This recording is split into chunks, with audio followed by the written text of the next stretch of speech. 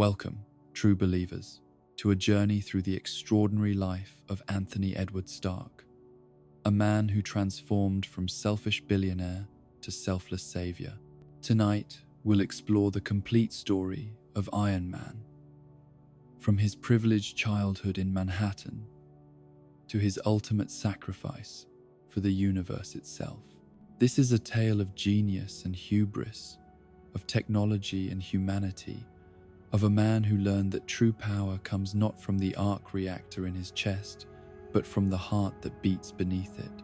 So settle in, let your mind drift, and allow yourself to be carried along on the incredible odyssey of the man who became Iron Man. The story of Tony Stark begins not with the gleaming towers of his technological empire, but in the quiet moments of a childhood shaped by absence and expectation. Born on Friday, May 29, 1970, in the heart of Manhattan, Anthony Edward Stark entered a world of privilege that would both nurture his genius and leave lasting scars on his soul. The Stark family mansion stood as a monument to innovation and wealth, its halls echoing with the footsteps of servants and the distant hum of Howard Stark's latest inventions. Yet for young Tony, these grand spaces often felt empty, filled more with the silence of his father's absence than with the warmth of family connection. Howard Stark, brilliant inventor and co-founder of S.H.I.E.L.D., was a man consumed by his work, driven by visions of a better future that seemed to leave little room for the present needs of his son. From his earliest memories, Tony would recall the cold distance in his father's eyes, the way Howard would look through him rather than at him. Where other children might receive bedtime stories or gentle encouragement, Tony found himself the subject of his father's analytical gaze, measured and found wanting in ways he couldn't understand. The praise that should have come from a loving parent was instead reserved for Captain America, Howard's greatest creation, and, in Tony's young mind, his most successful son. Maria Stark provided what warmth she could in their household, her gentle presence serving as a counterbalance to Howard's emotional distance. She would play piano in the evenings, filling the mansion with melodies that seemed to bridge the gap between the family's public success and private struggles. Her love for Tony was unconditional and nurturing, yet even she could not fully shield him from the impact of his father's neglect. The incident with the remote control car would remain etched in Tony's memory for decades to come. He had been perhaps 7 years old, playing with one of his own ingenious modifications to a simple toy, when the car veered out of control and struck Howard's foot. The rage that followed was swift and disproportionate. Howard's anger at his son's carelessness, revealing depths of frustration and disappointment that no child should have to witness. In that moment, Tony learned that his father's love was conditional, dependent on perfection and success rather than simply existing by virtue of being his son. Seeking solace from the complexities of his relationship with Howard, Tony often turned to the family's butler, Edwin Jarvis. The kind, patient man served as something of a surrogate father figure, offering the emotional support and understanding that Howard seemed incapable of providing. Jarvis understood the unique challenges of growing up as a Stark, and he provided wisdom and comfort during Tony's most difficult moments. Their conversations about father-son relationships would prove prophetic, foreshadowing the struggles Tony would face in trying to understand and eventually forgive the man who had shaped so much of his worldview. Even as a child, Tony's intellectual gifts were impossible to ignore. By the age of 4, he had designed his first circuit board, an achievement that should have filled any parent with pride and wonder. The complexity of the design, the intuitive understanding of electrical, engineering principles, marked him as a prodigy of extraordinary talent. Yet Howard's response was measured and analytical rather than emotional, viewing his son's achievements through the lens of scientific progress rather than paternal joy. The pattern continued as Tony grew older. By the time he was nearly 7, he had successfully constructed a V8 motorbike engine, demonstrating not just theoretical knowledge, but practical engineering skills that would have challenged college students. His hands seemed to understand the language of metal and machinery in ways that defied his age, as if he had been born with an innate comprehension of how the mechanical world functioned. Despite these remarkable accomplishments, or perhaps because of them, Tony often felt isolated from his peers, and even from his family. The nanny who cared for him until he turned 14 became a source of particular irritation, representing as she did the formal, institutional care that substituted for genuine parental attention. Her presence served as a constant reminder that his parents were too busy, too important, or simply too distant to provide the kind of hands-on raising that other children took for granted. Tony's academic journey began at Phillips Academy in Andover, where he attended from 1977 until 1984. The prestigious preparatory school provided an environment where his intellectual gifts could flourish, surrounded by other bright young minds and challenging academic programs. Yet even here, Tony's rebellious streak and need for attention manifested in ways that would foreshadow his later relationship with authority. The incident that would become legendary among his classmates occurred when Tony, responding to a dare from his peers, successfully hacked into the Pentagon's computer systems. The feat required not just technical skill but extraordinary audacity, characteristics that would define much of his later life. The hack demonstrated his ability to think beyond conventional boundaries, to see systems and structures as puzzles to be solved rather than barriers to be respected. This combination of brilliance and rebellion caught the attention of admissions officers at the Massachusetts Institute of Technology, who recognized in Tony Stark a student capable of pushing the boundaries of scientific knowledge. His early admission to MIT at an age when most students were just beginning to consider their college options marked the beginning of what would become a legendary academic career. It was at MIT that Tony first encountered James Rhodes, a fellow student whose steady character and moral compass would provide balance to Tony's more impulsive nature. Their friendship began tentatively, built on mutual respect for each other's abilities, and a shared understanding of the pressures that came with high expectations. Rhodes represented something Tony had rarely experienced: unconditional friendship based on genuine affection rather than family obligation or social positioning. The friendship with Rhodes proved to be one of the most stable and enduring relationships in Tony's life. Where others might be intimidated by his intellect or put off by his arrogance, Rhodes saw through to the insecure young man beneath the brilliant exterior. Their late-night study sessions and campus adventures provided Tony with a taste of normal college life, a respite from the weight of family legacy and future responsibilities. Tony's academic achievements at MIT were nothing short of extraordinary. By the age of 16, he had won the 4th annual MIT Robot Design Award, a competition typically dominated by graduate students and seasoned engineers. The award recognized not just his technical prowess, but his innovative approach to problem solving, his ability to see solutions that others missed. The robot he designed incorporated principles that were years ahead of their time, foreshadowing the technological marvels he would later create as Iron Man. Graduating summa cum laude from MIT at 17, Tony Stark returned to the family mansion, carrying with him both the pride of achievement and the burden of expectation. His education had provided him with the tools and knowledge necessary to follow in his father's footsteps, but it had also sharpened his awareness of the emotional distance that separated them. The young man who returned home was brilliant beyond measure, yet still hungry for the approval and recognition that Howard seemed incapable of providing. The romantic encounter with a woman named Candice during this period represented Tony's first tentative steps into adult relationships. The experience was both exciting and confusing, offering a glimpse of emotional intimacy that was largely absent from his family life.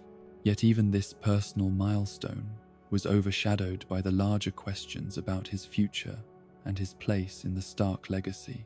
The December evening in 1991 that would change everything began like so many others in the Stark household. Howard and Maria were preparing for what was meant to be a brief Christmas holiday in the Bahamas, a rare opportunity for the family to spend time together, away from the demands of Stark Industries and Howard's various projects. The conversation by the pool, with Howard finding Tony sunbathing and urging him to take more initiative in life, would prove to be their final exchange as father and son. Tony's dismissive response to his father's advice, his assertion that he had a plan even as he slipped off his raft into the pool, captured perfectly the complex dynamic that had defined their relationship. Here was a young man capable of extraordinary achievements, yet still struggling to find his place in the world his father had built. The casual nature of their parting, with no sense of the tragedy that was about to unfold, made what followed all the more devastating. The assassination of Howard and Maria Stark on Long Island was orchestrated to look like a car crash, a deception that would remain hidden for decades. The true perpetrator, the Winter Soldier acting under Hydra's control, left no obvious traces of foul play. To the world, and to Tony himself, it appeared to be a tragic accident, the kind of random misfortune that could strike any family, regardless of wealth or influence. Standing before his parents' coffins, Tony faced a grief that was complicated by the unresolved tensions in his relationship with his father. The words he spoke, that their deaths were not part of his plan, revealed the depth of his shock and the way the tragedy had shattered his sense of control over his own destiny. At 21 years old, he found himself not just mourning beloved parents, but grappling with all the things that would now remain forever unsaid between them. In the immediate aftermath of the tragedy, Obadiah Stane stepped in to serve as interim CEO of Stark Industries. The older man, who had been Howard's business partner and close friend, provided stability during a period when the company might otherwise have floundered.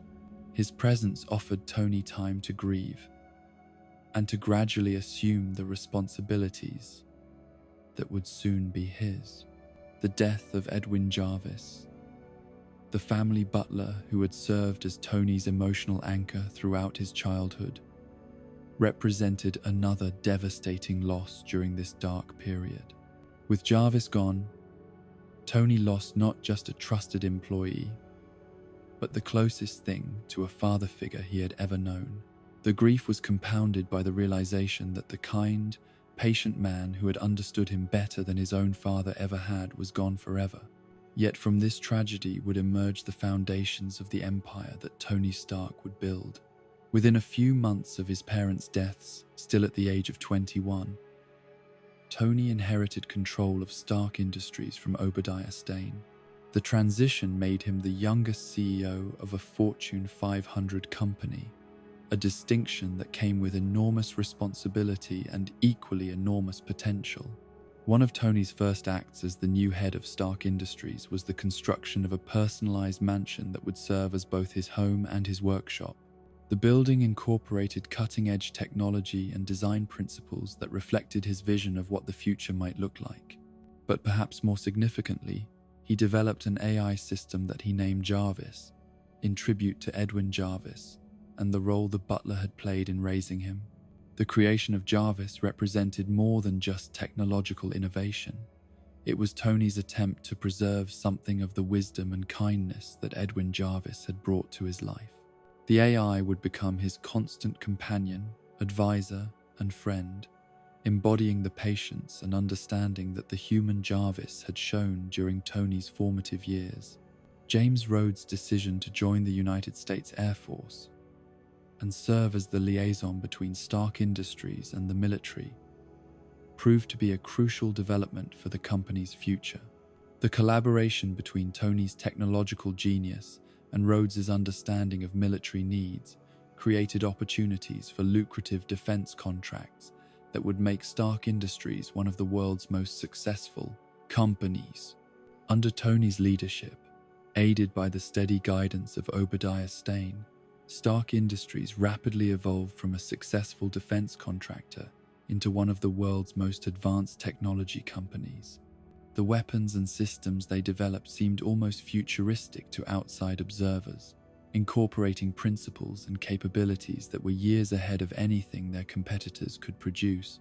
The success was intoxicating, convincing Tony that his genius could solve any problem and overcome any challenge.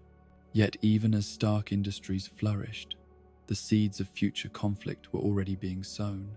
The weapons that Tony designed with such pride and precision would eventually fall into the wrong hands, used against the very people they were meant to protect. The brilliant young CEO who believed that technology could create a safer world would eventually confront the harsh reality that innovation without moral consideration could lead to unimaginable consequences. The man who emerged from these formative experiences was brilliant, wealthy, and successful, yet also emotionally isolated and driven by an almost compulsive need to prove himself worthy of his father's legacy. Tony Stark at 21 was poised to change the world, but he was also carrying wounds and insecurities that would shape every decision he made in the years to come.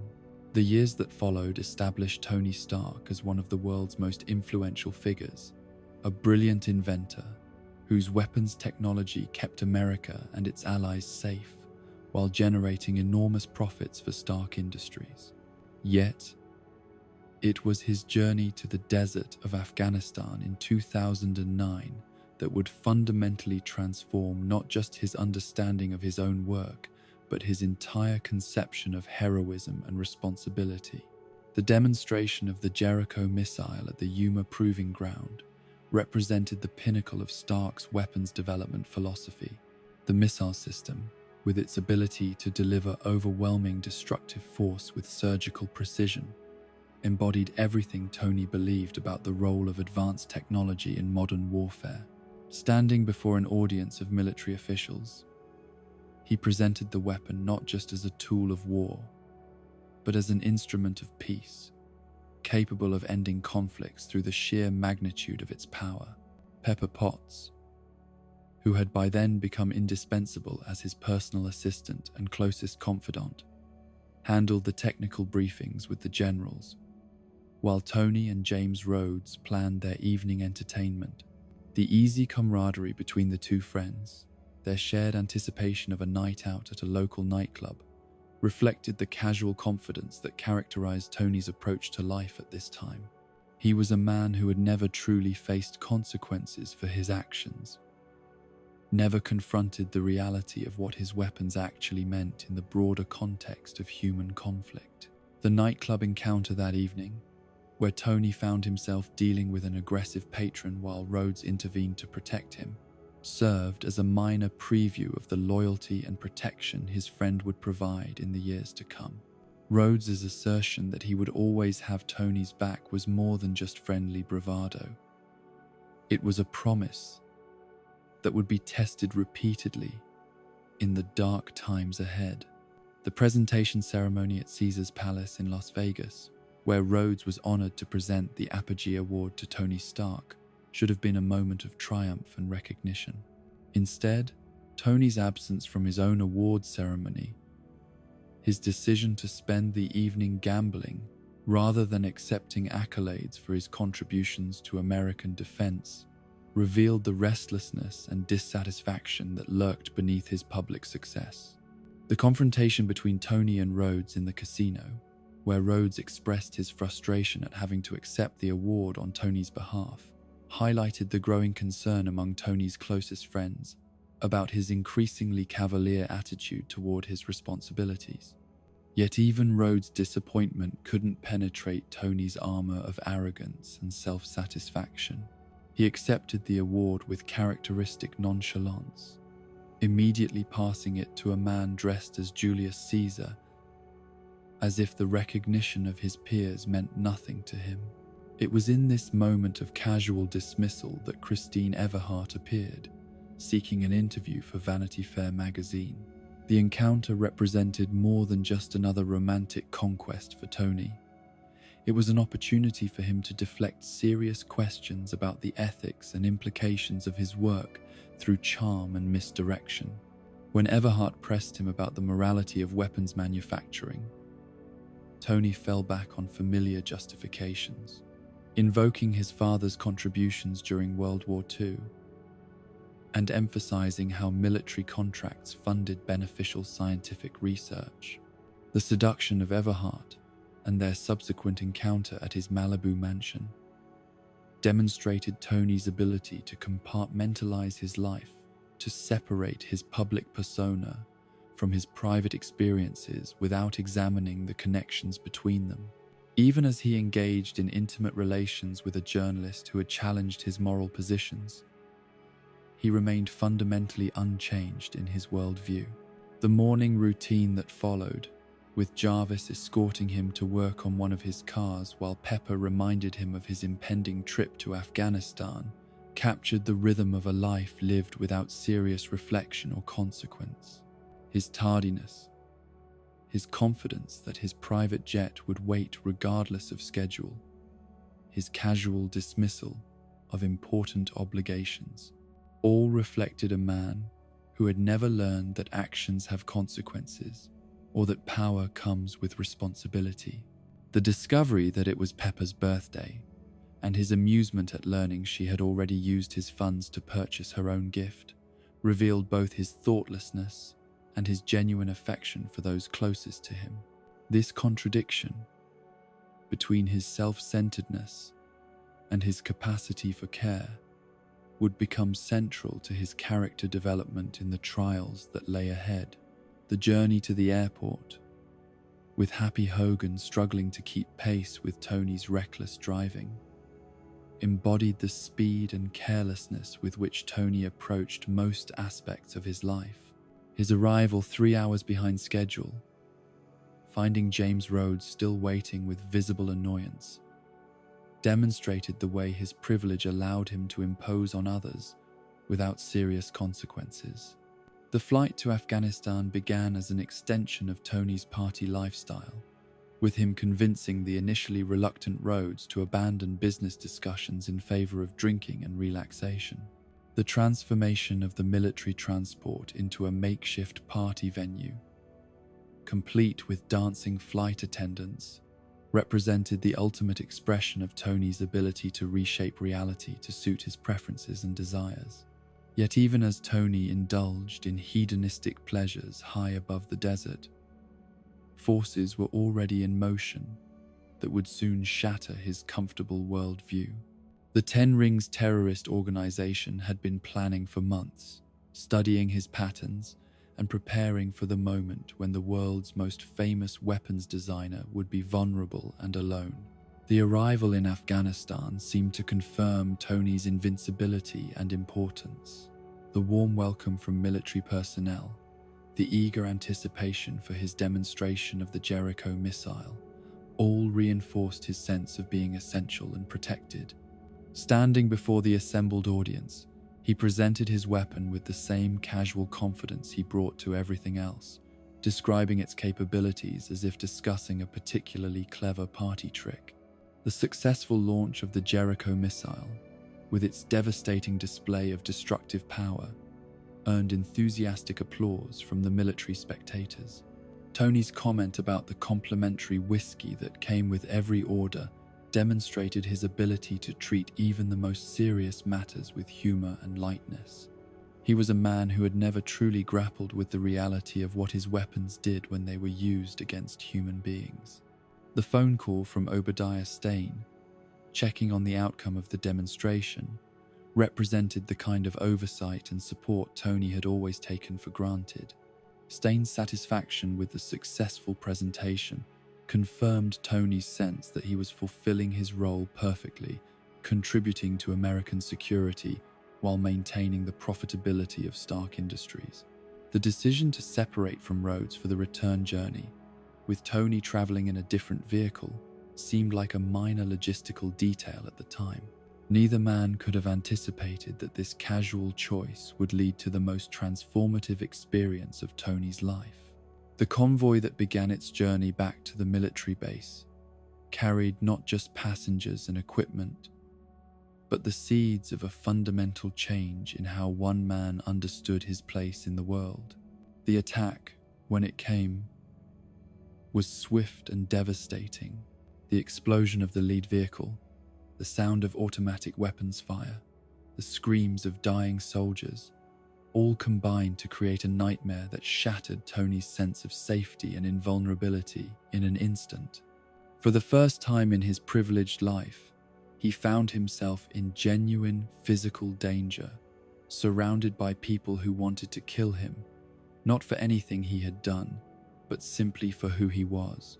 The sight of soldiers being gunned down in front of him filled Tony with a horror he had never experienced. These were men who had been protecting him, who had treated him with respect and admiration just hours before, now dying because of their association with him. The randomness and brutality of their deaths introduced him to a reality he had been insulated from his entire life.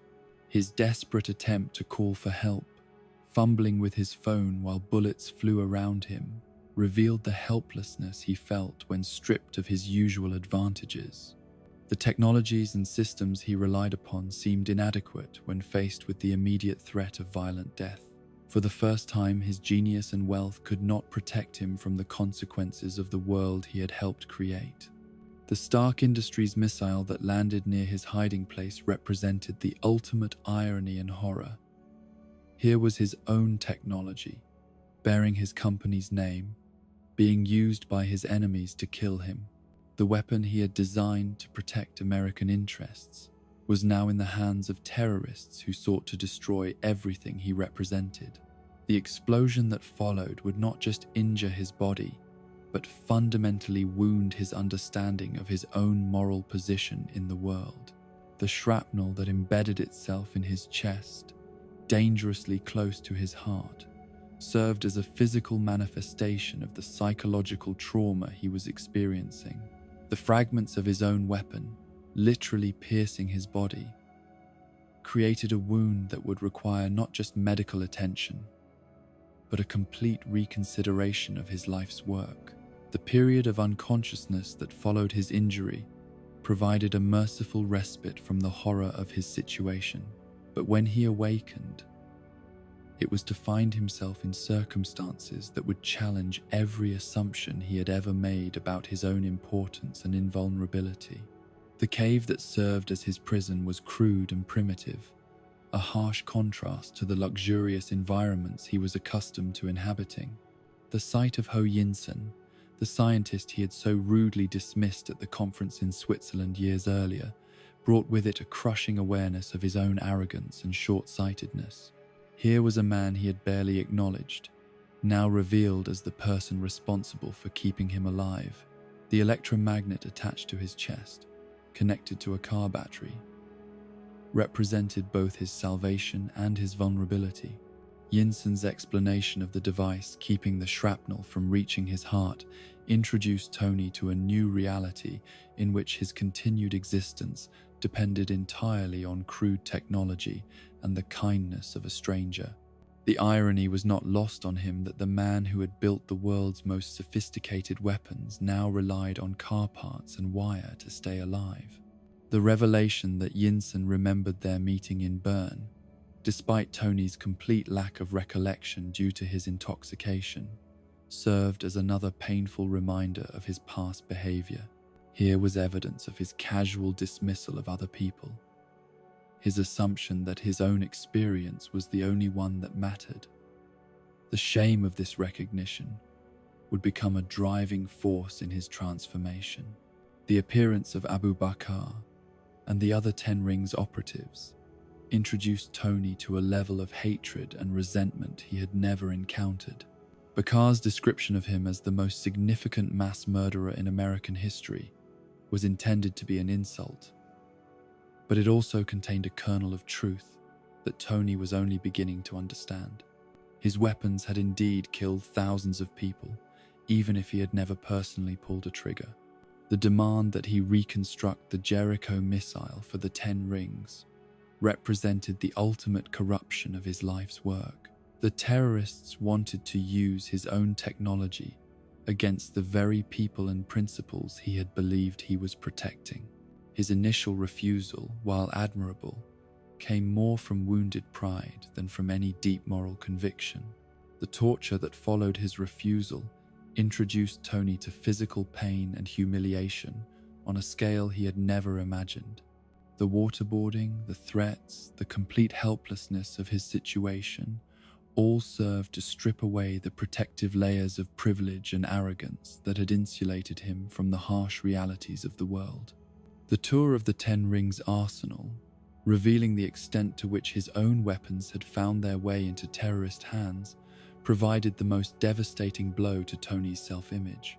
Here was undeniable proof that his work, his genius, his contributions to American defense had been perverted and turned against innocent people. The sight of Stark Industries' weapons being used to threaten and kill civilians forced him to confront the unintended consequences of his brilliance. The conversation with Yinsen by the fire, where the older man spoke of Tony's legacy, and the sight of his weapons in terrorist hands, marked the beginning of his moral awakening. Yinsen's question about what Tony would do with the time he had left challenged him to think beyond his immediate circumstances and consider what kind of person he wanted to be. The decision to build the arc reactor, ostensibly to power the Jericho missile but actually to enable their escape, represented Tony's first step toward becoming the hero he was meant to be. The miniaturized version of his father's technology, adapted and improved upon under the most primitive conditions, demonstrated that his genius could be turned toward preservation rather than destruction. Working alongside Yinsen to create the arc reactor provided Tony with his first experience of genuine collaboration and friendship based on mutual respect and shared purpose. The older man's insights into the nature of power and responsibility began to reshape Tony's understanding of what it meant to be truly strong. The revelation of Tony's true plan, the armored suit that would enable their escape, marked the transformation of his engineering skills from instruments of mass destruction to tools of liberation and protection. The Mark I armor, crude and primitive by his later standards, represented a fundamental shift in how he understood the relationship between technology and human welfare. The process of installing the arc reactor in his chest with Yinsen's assistance served as a symbolic rebirth. The device that would keep him alive also represented his commitment to using his abilities for something greater than profit or recognition. The gentle hum of the reactor would become both his salvation and his constant reminder of the responsibilities that came with his gifts. The games and conversations he shared with Yinsen during the construction of the armor provided Tony with insights into what it meant to have something worth fighting for beyond personal success. Learning about Yinsen's family waiting in Gulmira and confronting his own admission that no one was waiting for him forced Tony to examine the emptiness of his previous existence. The careful work of dismantling Stark Industries' weapons to create components for the armor represented a kind of symbolic redemption, transforming instruments of death into tools of liberation. Yet even as they worked to create something positive from the weapons of destruction, both men knew that their time was limited and their chances of survival were slim. The final stages of construction took place under increasing pressure from Raza and his men, who were growing suspicious of the delays and the secrecy surrounding the project. The confrontation with the hot coal, Yinsen's torture, and Tony's desperate intervention revealed the depths of the terrorists' brutality and the personal stakes involved in their escape attempt. The decision to activate their plan, even though the armor was not fully powered, demonstrated both Tony's courage and his acceptance of responsibility for Yinsen's safety. The older man's choice to hold off the terrorists with a simple rifle, knowing it would likely cost him his life, provided Tony with his first real example of selfless heroism. The emergence of Iron Man from the shadows, invulnerable to bullets, and capable of devastating retaliation against his captors, marked the birth of a new kind of hero. Yet even in this moment of triumph, the crude armor and improvised weapons served as reminders of how far Tony had fallen from his previous life of luxury and ease. The battle through the cave complex, eliminating the Ten Rings terrorists who had tormented him for months, represented both revenge and justice. But the armor's vulnerability, the damage it sustained from sustained gunfire, reminded Tony that even his most advanced technology could not make him truly invulnerable.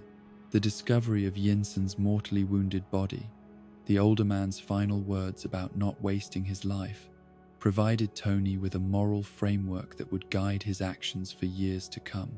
Yinsen's revelation that his family had already died, and his hope of being reunited with them in the afterlife, demonstrated a kind of faith and acceptance that Tony had never encountered. The final confrontation with the remaining terrorists, using the armor's flamethrowers to destroy the stockpile of Stark Industries weapons, represented Tony's first act of heroic destruction. He was not just escaping his captivity, but actively working to prevent his own weapons from being used against innocent people.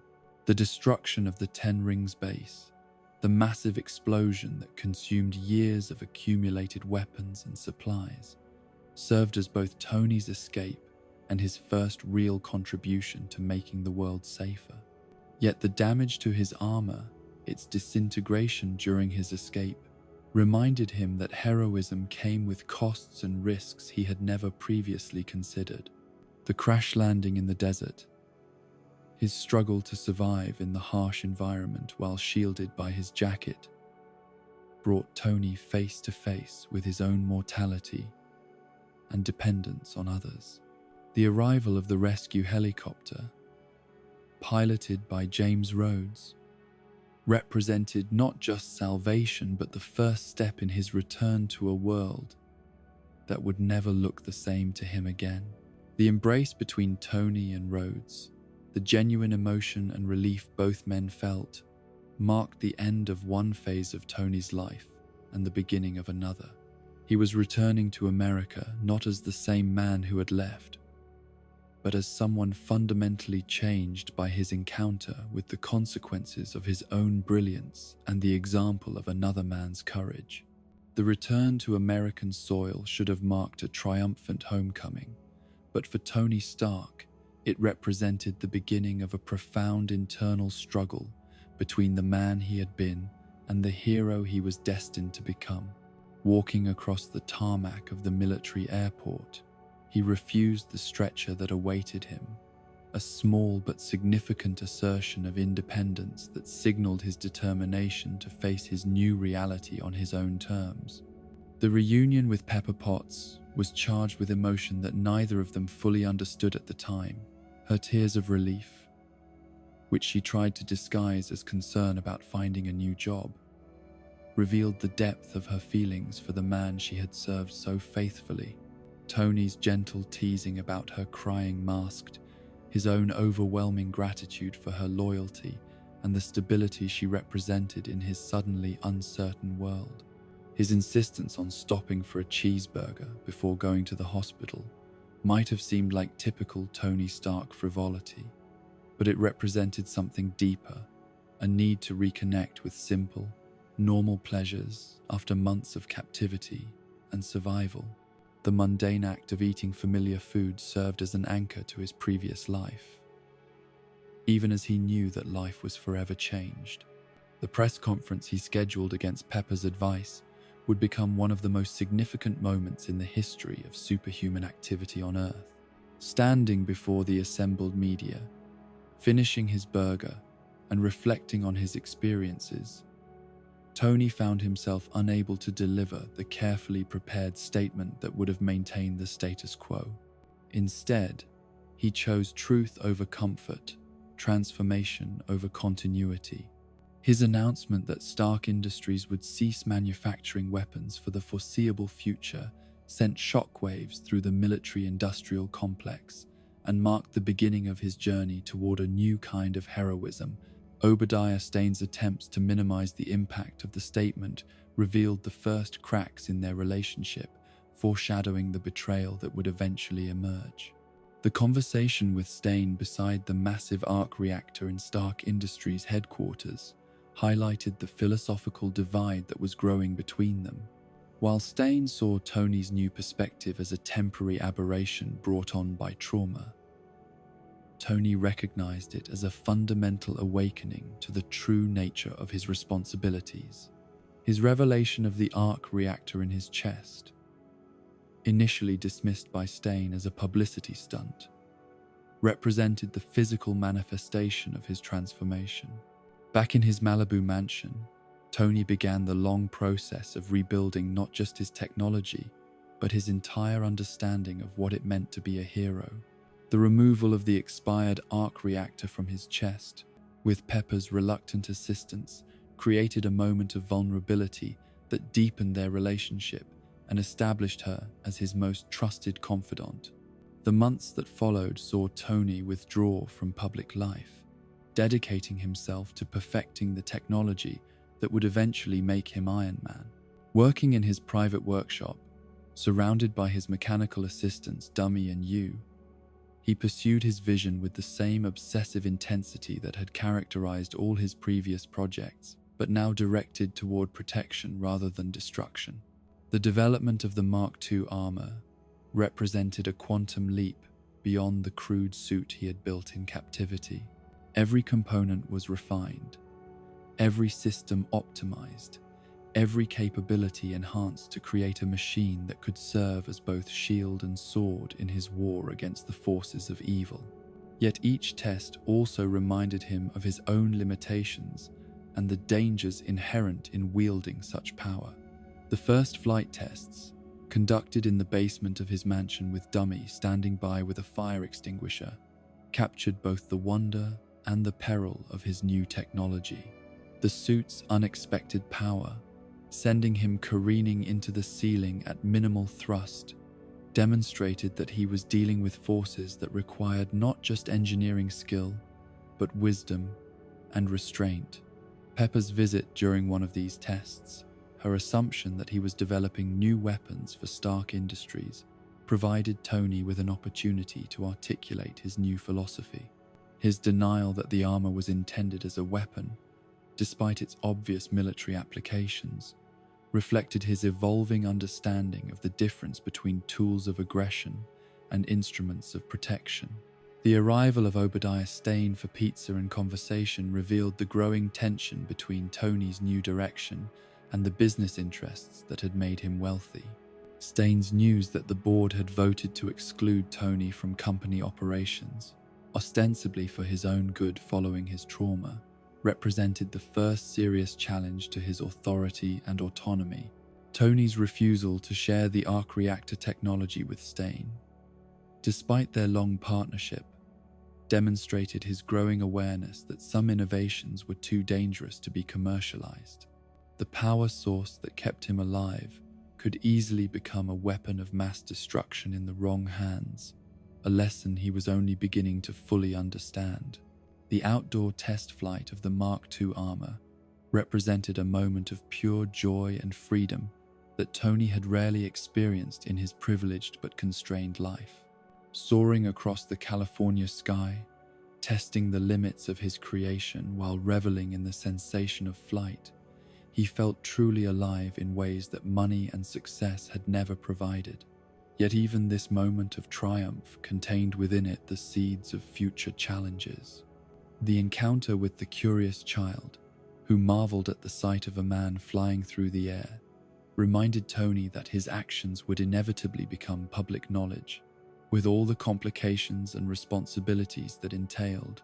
The attempt to break the altitude record held by the SR-71 Blackbird led to his first serious equipment failure as the armor's systems froze at extreme altitude. The terrifying fall toward Earth, his desperate attempts to restart the suit while plummeting towards certain death, provided a stark reminder that even the most advanced technology could fail at critical moments. His recovery and return to the mansion, culminating in an uncontrolled crash through the ceiling that destroyed his piano and sports car, demonstrated both the armor's resilience and its limitations.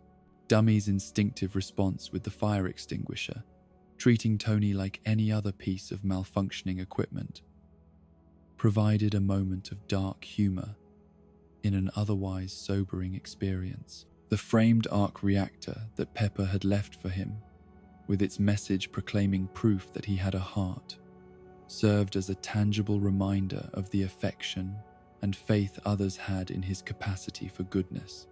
The gift came at a moment when he was beginning to question whether his efforts to become a hero were worth the risks and sacrifices they entailed.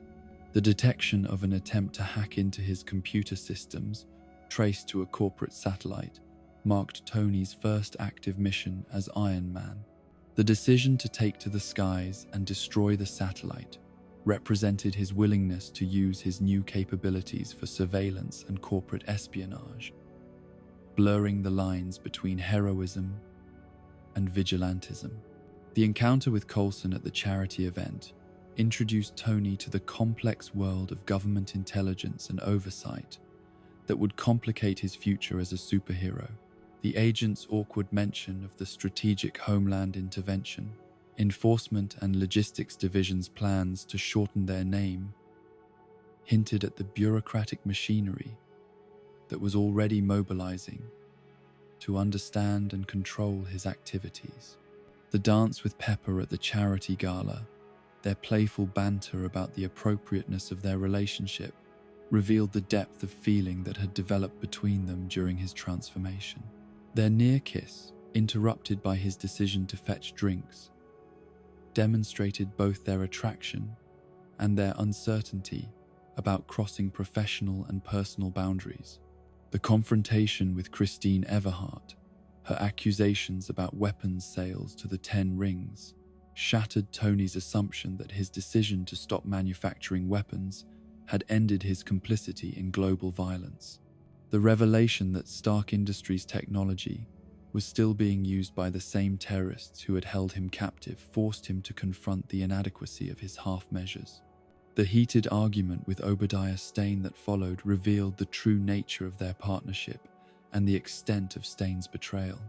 Stane's casual admission that he had orchestrated Tony's exclusion from the board, his dismissive attitude toward Tony's moral awakening, exposed the cynical calculations that had driven their relationship for years. The discovery of Stane's role in the weapons sales, his willingness to profit from deals with terrorists and enemy states, represented the ultimate corruption of everything Howard Stark had built.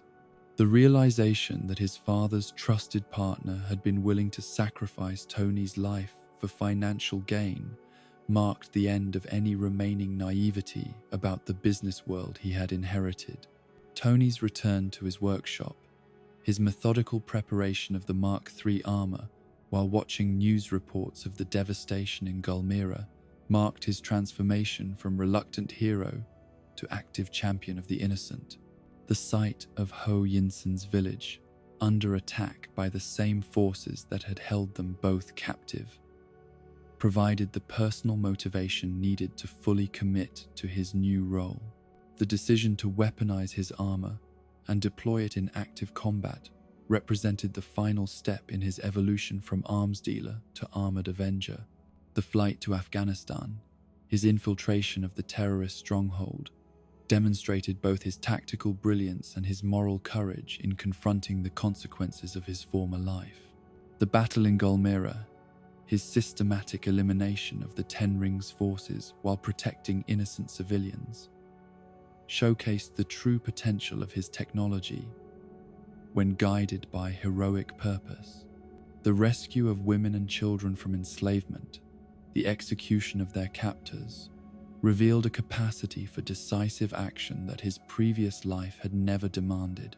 The confrontation with Abu Bakr, pulling the terrorist through a wall to face the justice of those he had oppressed, demonstrated Tony's understanding that true heroism sometimes required harsh measures. The destruction of the weapons stockpile that followed served as both tactical necessity and symbolic redemption.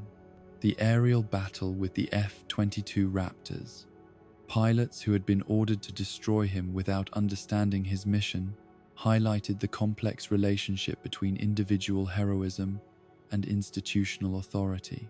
His ability to evade their attacks while avoiding harm to the pilots themselves demonstrated the precision and restraint that would become hallmarks of his heroic identity. The decision to reveal his identity to James Rhodes during the combat, his desperate attempt to prevent friendly fire, showed his willingness to trust his closest friend with the truth of his transformation. Rhodes's shock at learning that Tony was piloting the mysterious aircraft revealed the success of his secret identity, even among those who knew him best. His assistance to the pilot whose parachute had failed, risking his own safety to ensure another's survival, captured the essential nature of his evolution from self-centered billionaire to selfless protector.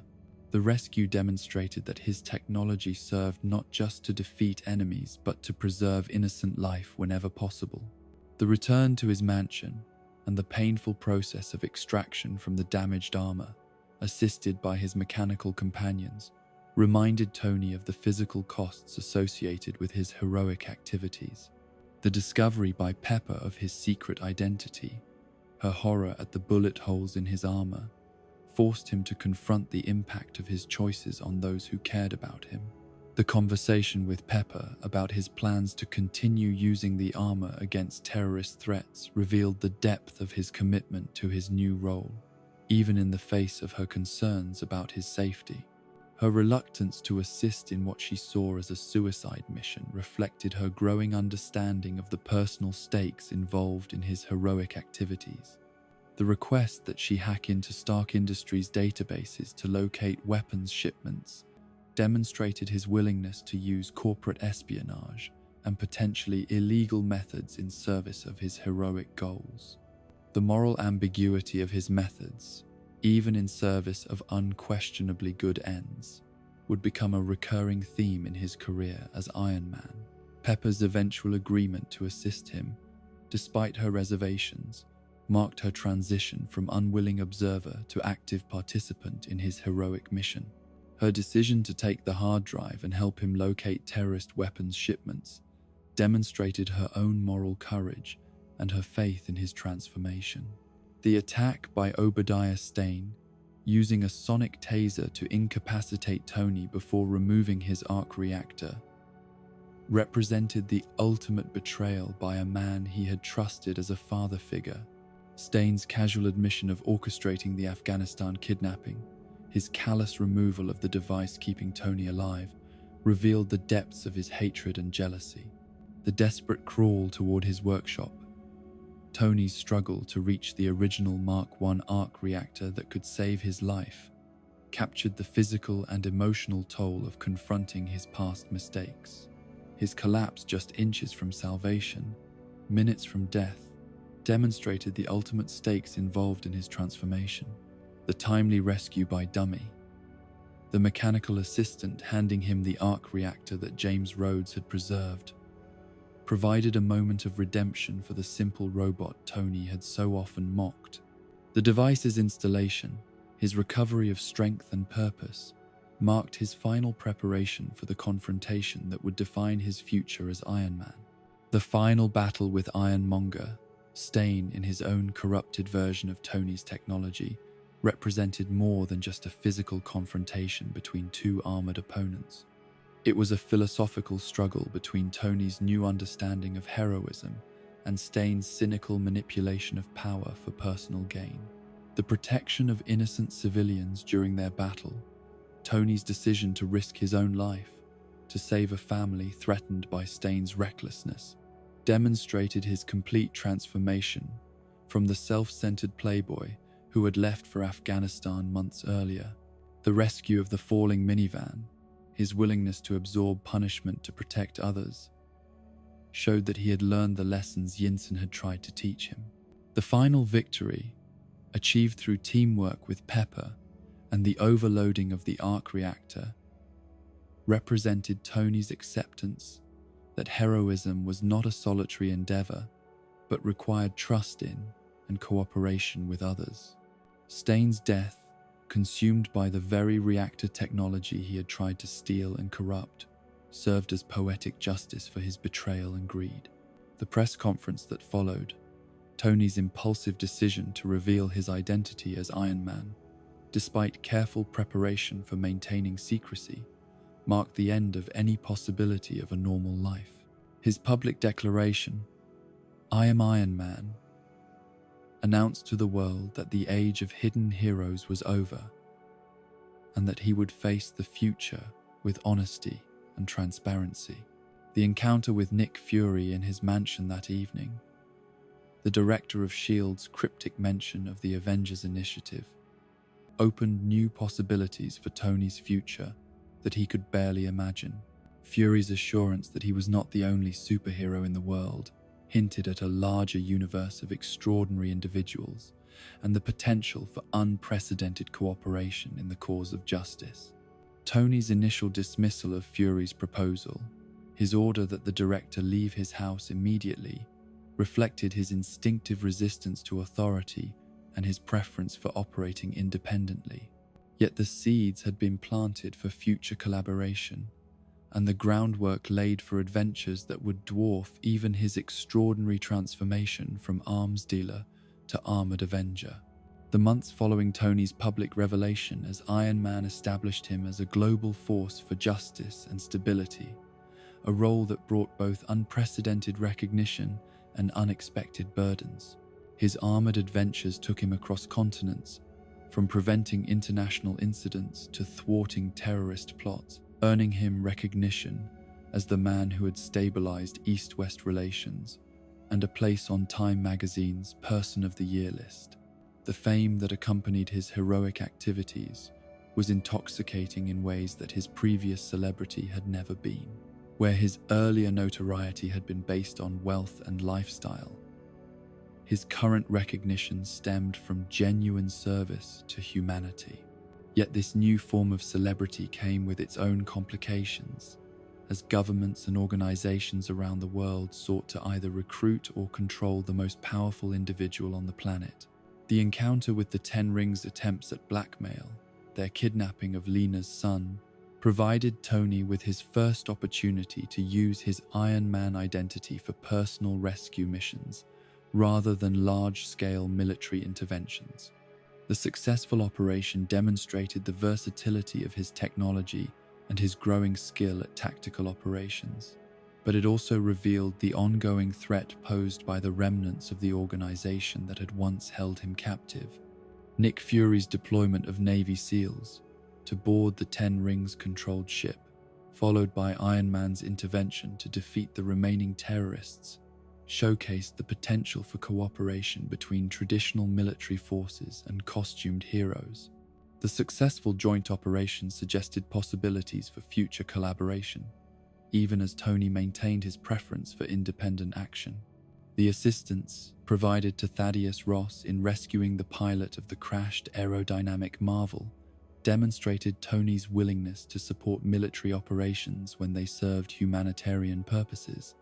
The mission in the Democratic Republic of Congo expanded his operational scope beyond American interests to global peacekeeping, establishing him as a truly international hero. The encounter in Germany, where Tony's investigation of a museum art theft led to his meeting with Vieta Gorani, revealed his growing skill at detective work and his ability to operate effectively without the armor when circumstances required subtlety over force. The successful apprehension of the art thieves using only his intellect and natural abilities showed that Tony Stark himself was becoming as formidable as Iron Man. The comical situation orchestrated by Pepper, where Tony inadvertently scheduled 5 dates for the same evening, provided a moment of levity that highlighted the human costs of his double life. The attack by mercenaries while his car was being serviced, and his successful defense with assistance from Mike Charles, demonstrated that his enemies were adapting to his methods and seeking new ways to strike at him. The confrontation with the 10 rings regarding Aiden Julius and the diamond mine operation in Africa revealed the global reach of the terrorist organization and their continued efforts to exploit natural resources to fund their activities. Tony's intervention against Julius, whom he discovered was both a business rival and a 10 rings operative, showed his commitment to pursuing justice regardless of personal or professional connections. Yet even as Tony's heroic activities expanded across the globe, a more insidious threat was developing within his own body. The palladium core of his arc reactor, the very device that kept him alive and powered his armor, was slowly poisoning him with toxic radiation. The symptoms manifested gradually at first: fatigue, nausea, and strange rashes that he initially attributed to stress or minor illnesses. The discovery of the poisoning's true nature forced Tony to confront his own mortality in ways that even his captivity in Afghanistan had not required. The homemade medicine he consumed to mask the symptoms provided only temporary relief, and the progressive deterioration of his condition made it clear that his time as Iron Man might be severely limited.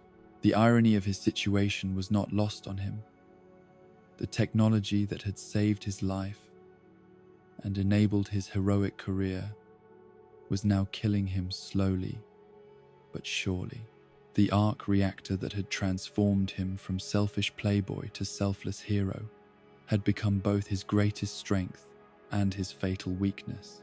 The knowledge that each use of his armor accelerated his decline added a tragic dimension to every heroic act. The pressure from the United States government to surrender his technology intensified as his activities became more visible and his capabilities more apparent. Military leaders and government officials argued that such powerful weapons should be under official control rather than in the hands of a private citizen, regardless of his heroic intentions. The grand opening of the Stark Expo in Flushing Meadows represented Tony's attempt to channel his father's legacy of innovation into a celebration of human potential and technological progress. The expo, continuing the tradition that Howard Stark had established decades earlier, provided a platform for inventors and visionaries from around the world to showcase their contributions to human advancement. Tony's appearance at the expo as Iron Man, complete with the Ironet dancers, and a self-congratulatory speech about ushering in an era of unprecedented peace, demonstrated his flair for showmanship and his genuine pride in his contributions to global security.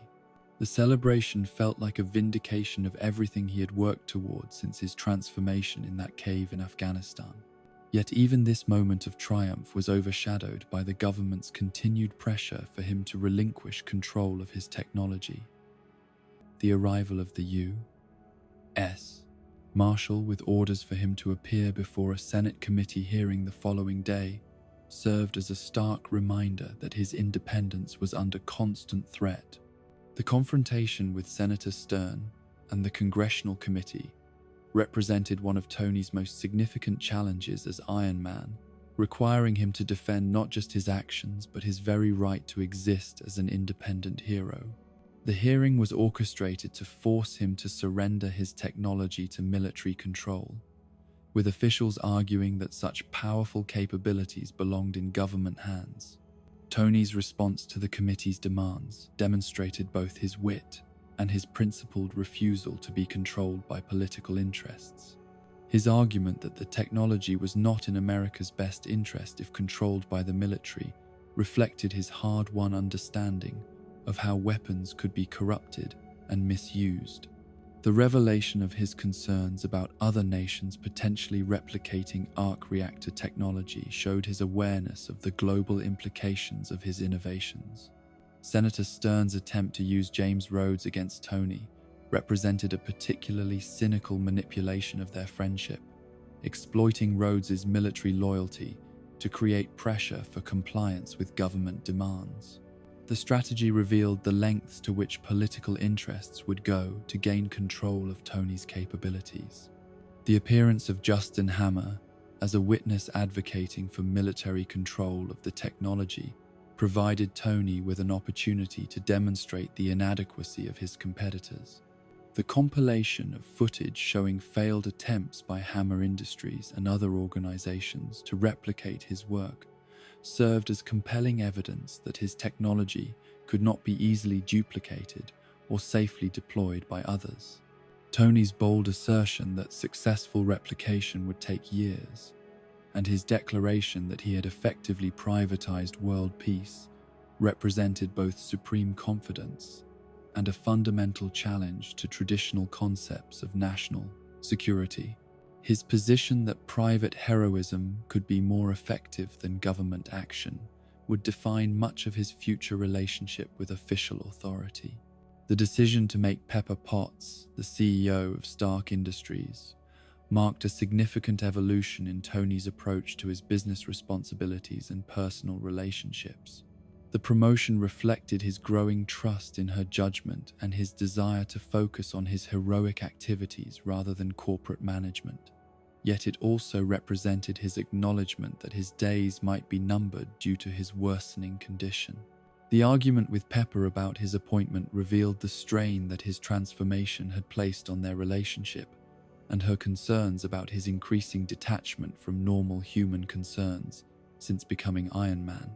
Her initial skepticism about the promotion reflected her awareness of the enormous responsibilities involved in running one of the world's most influential technology companies.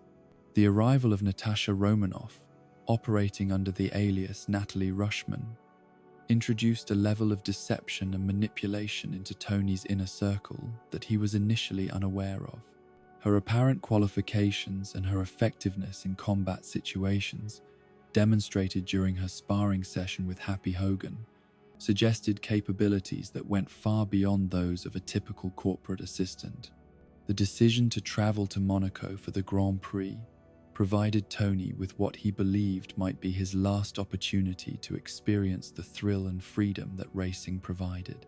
The casual encounter with Justin Hammer and Tony's subtle reminders of Hammer's romantic history with Christine Everhart and his professional failures demonstrated his ability to undermine rivals through wit and superior knowledge.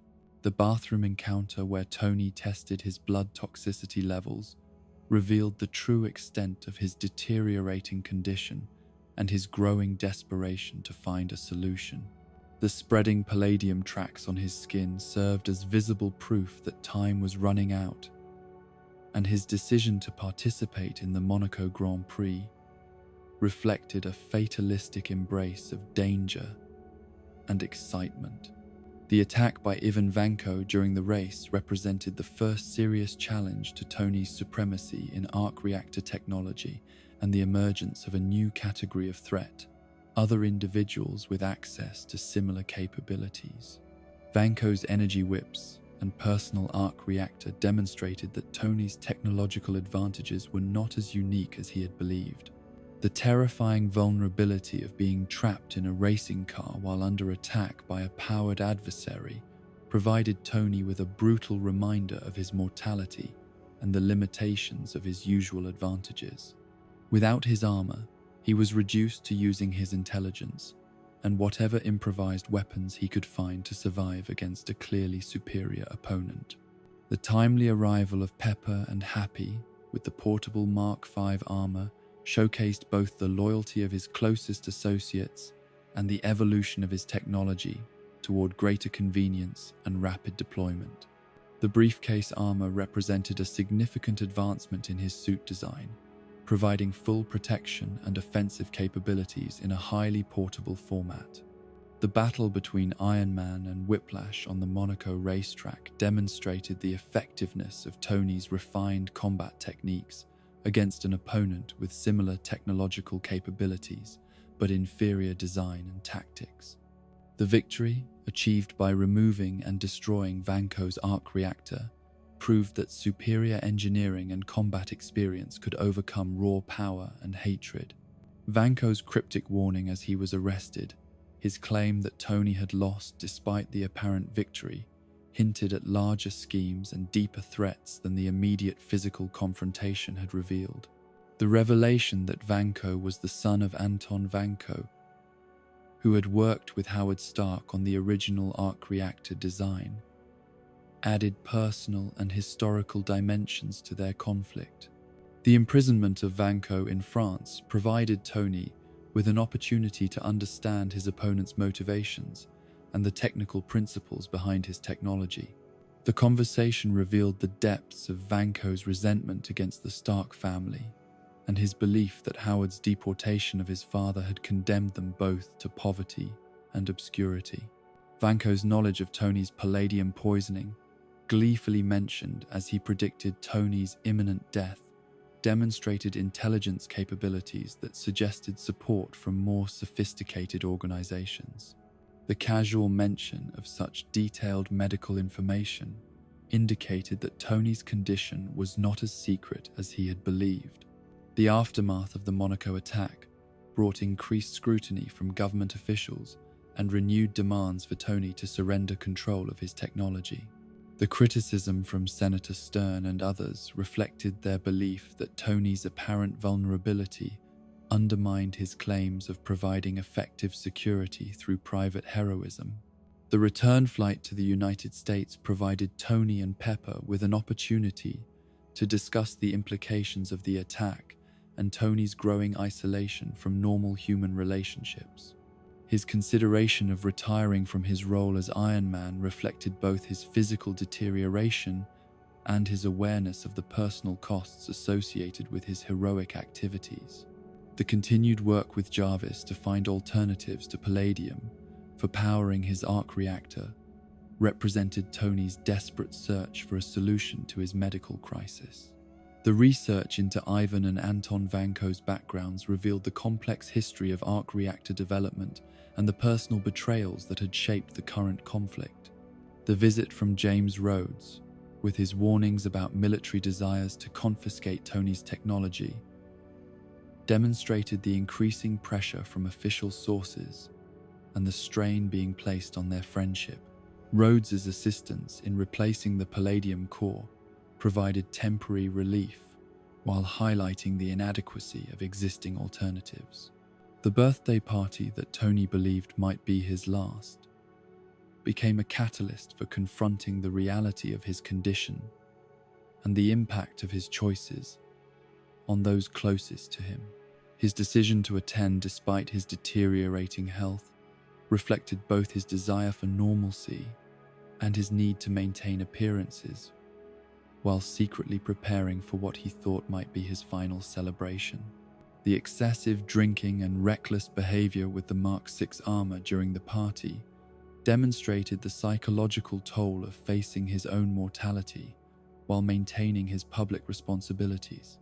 The use of repulsor blasts to destroy ice sculptures and his general disregard for safety protocols reflected a man struggling to maintain control while confronting forces beyond his influence.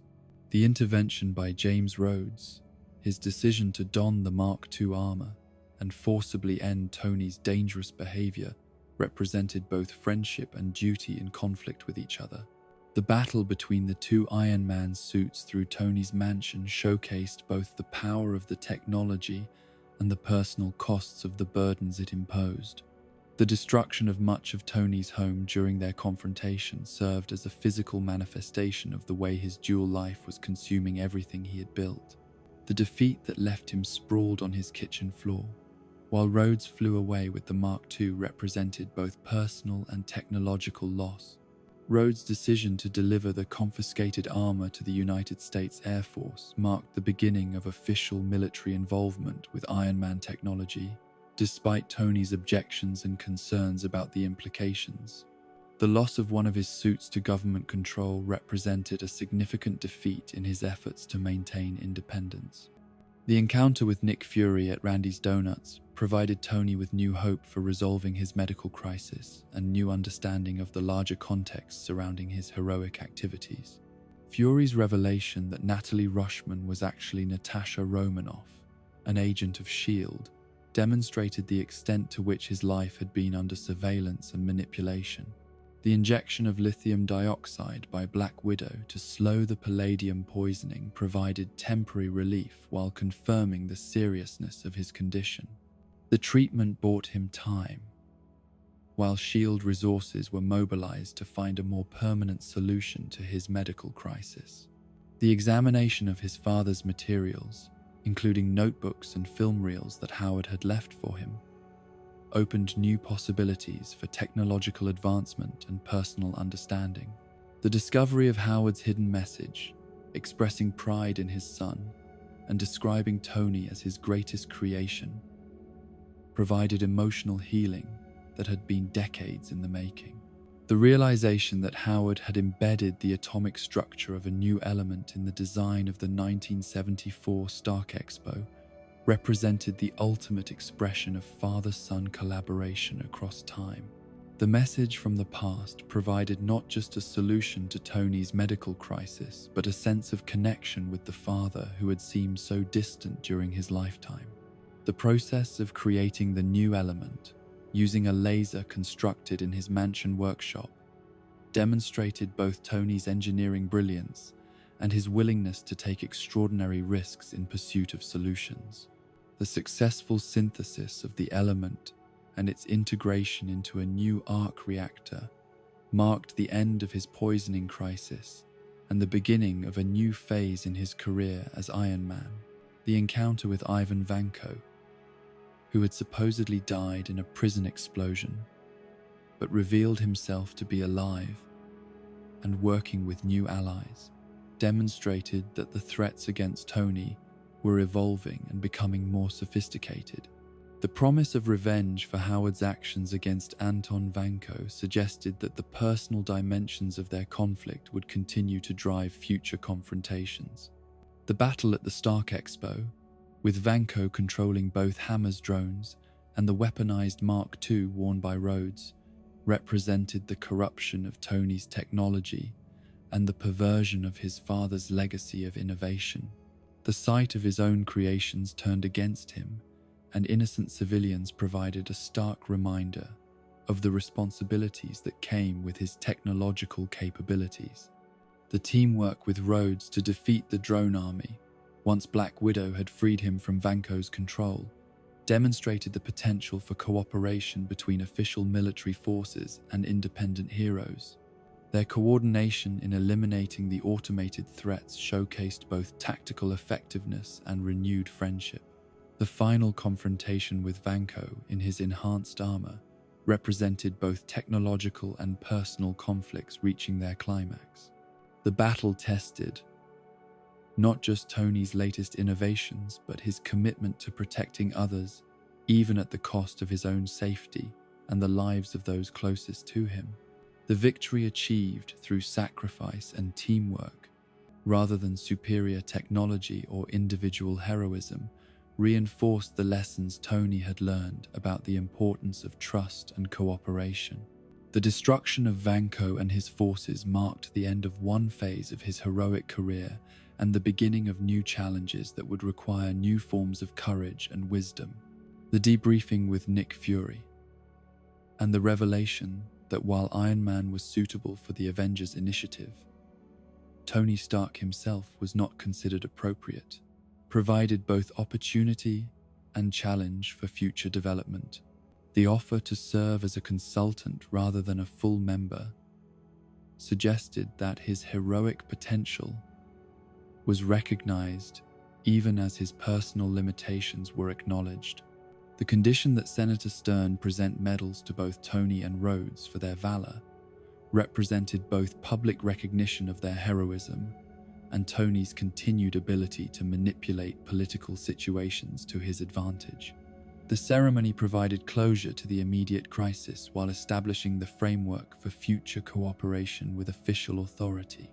As Tony looked toward an uncertain but hopeful future, the stage was set for even greater challenges and opportunities. The Avengers Initiative represented possibilities for cooperation and service that he had never imagined, while the continued evolution of his technology and his understanding of heroism promised adventures that would test every lesson he had learned about power, responsibility, and the price of being truly extraordinary in an increasingly extraordinary world. The years following Tony's involvement with the Avengers brought both triumph and tragedy, success and failure, in ways that fundamentally challenged his understanding of heroism and his role in an increasingly complex world.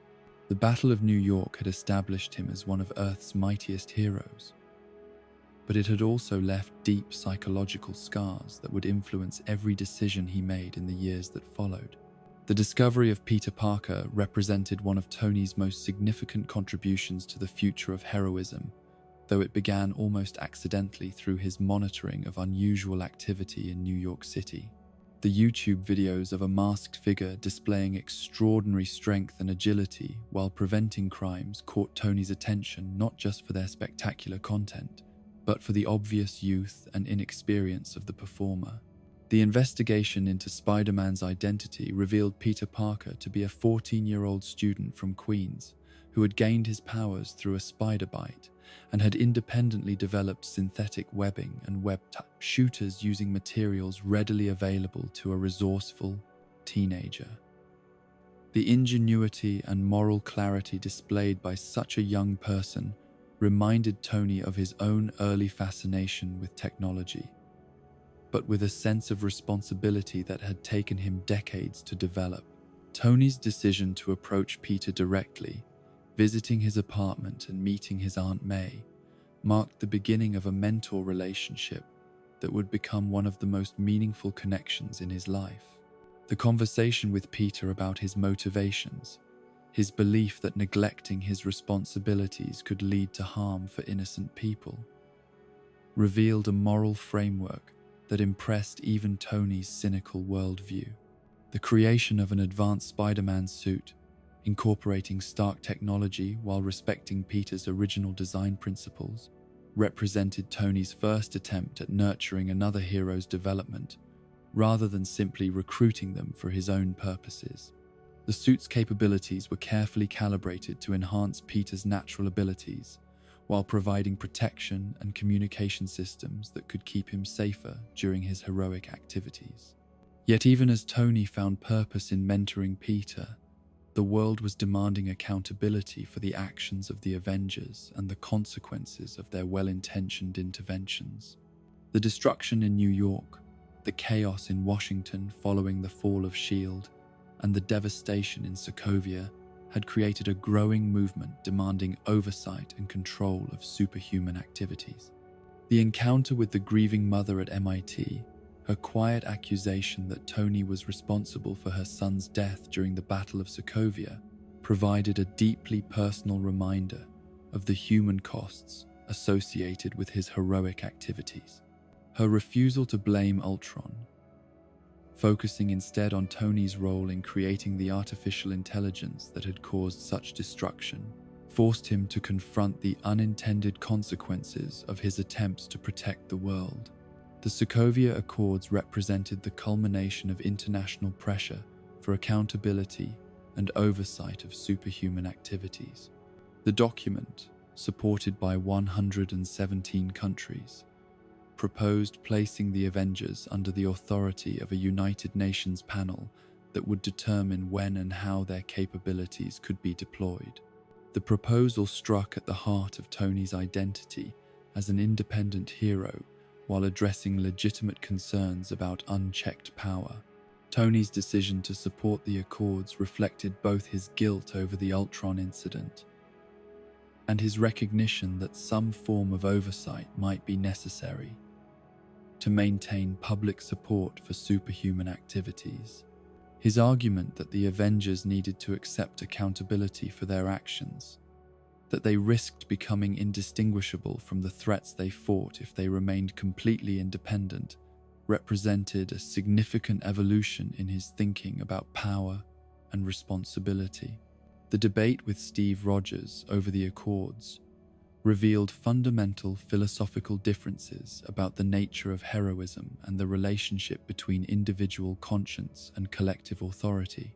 Steve's position that oversight would prevent the Avengers from acting when action was most needed conflicted with Tony's belief that legitimacy required some form of democratic accountability.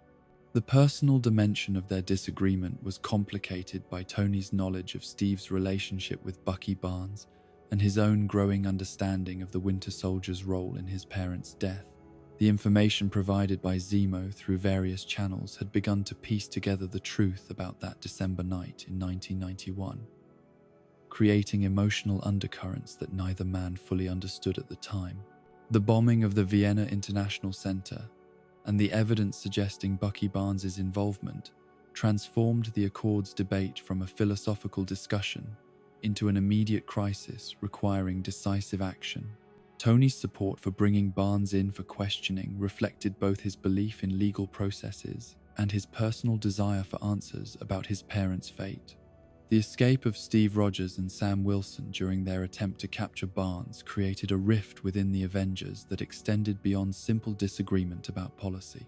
Tony's decision to personally pursue them, despite his friendship with Steve and his respect for their heroic records, demonstrated his commitment to the principle that no one should be above the law, regardless of their past service.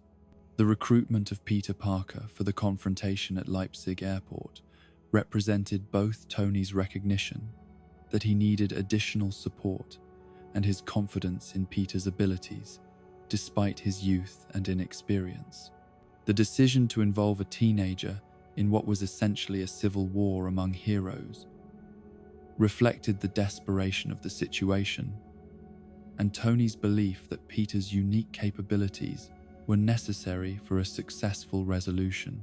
The battle at the airport showcased both the tragic nature of the conflict and the extraordinary abilities of all the participants. Tony's reluctance to seriously harm his former teammates was evident in his tactical choices, focusing on containment and capture rather than destruction. Yet the intensity of the fighting and the personal stakes involved made serious injury almost inevitable. The moment when James Rhodes was struck by Vision's misdirected energy beam and fell from the sky represented the worst possible outcome of a conflict among friends and allies. Tony's desperate attempt to catch his friend before impact, his failure to prevent the crash that would leave Rhodes paralyzed, provided a devastating reminder of the real costs associated with their disagreement. The aftermath of the airport battle, with several Avengers imprisoned and others operating as fugitives, marked the effective end of the team that had saved the world during the Chitauri invasion. Tony's visits to the Raft prison facility, his conversations with the captured Avengers, revealed the depth of the divisions that had developed and the difficulty of bridging the philosophical gaps that separated them. The discovery that Zemo had been manipulating events from the beginning, using the psychiatrist cover to frame Barnes for the Vienna bombing, provided new context for all the conflicts that had emerged. The revelation that the Winter Soldier had been a victim rather than a willing terrorist created new moral complexities for Tony's understanding of justice and accountability. The decision to travel to Siberia to assist Steve Rogers and Bucky Barnes, despite the legal and political consequences, represented Tony's recognition that some threats transcended normal jurisdictional boundaries. His willingness to violate the accords he had supported in order to prevent a greater catastrophe demonstrated the evolution of his thinking about the relationship between law and justice.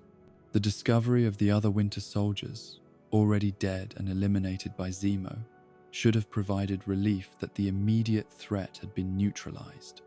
Instead, it set the stage for the most devastating revelation of Tony's life. The video footage showing Bucky Barnes, under Hydra control, murdering his parents on that December night decades earlier. The emotional impact of witnessing his parents' death seeing the brutal efficiency with which the Winter Soldier had eliminated them and staged the scene to look like an accident, shattered Tony's composure and his ability to think rationally about Barnes's culpability.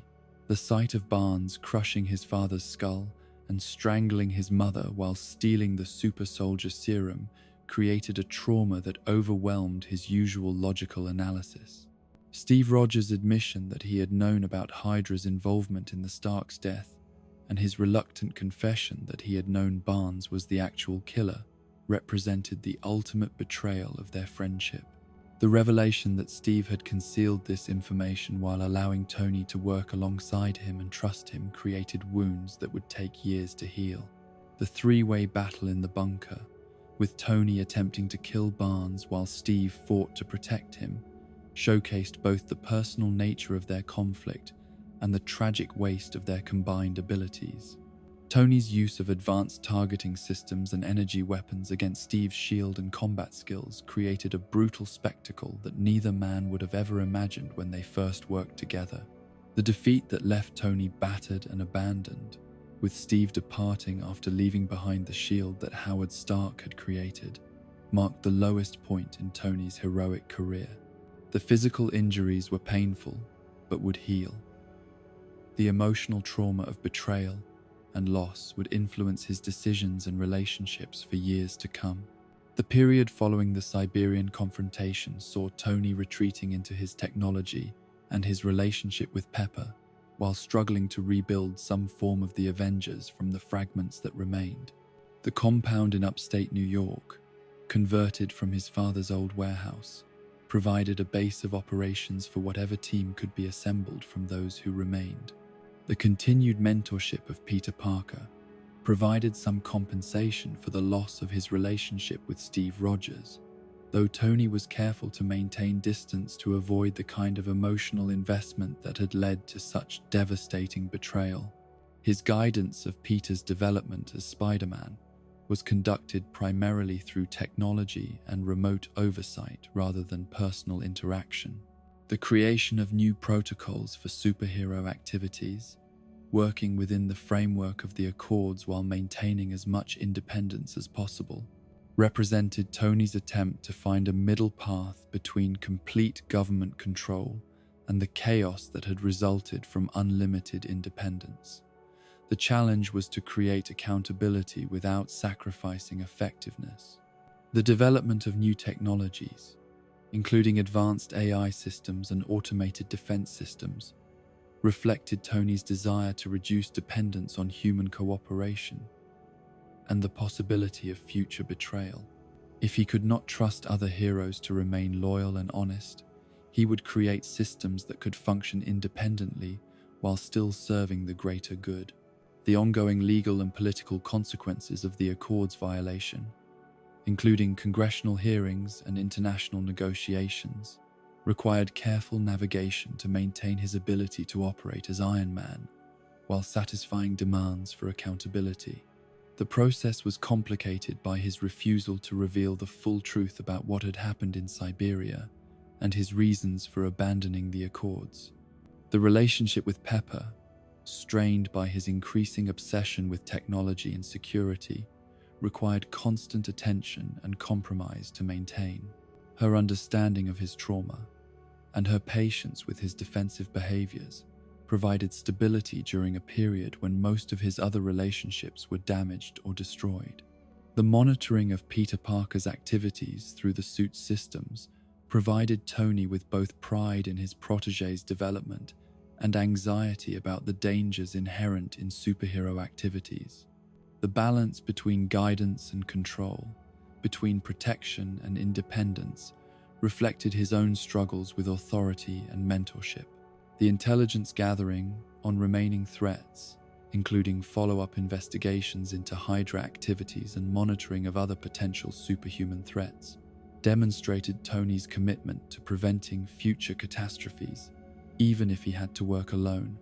The work was methodical and careful, designed to avoid the kind of intelligence failures that had allowed Zemo's manipulation to succeed.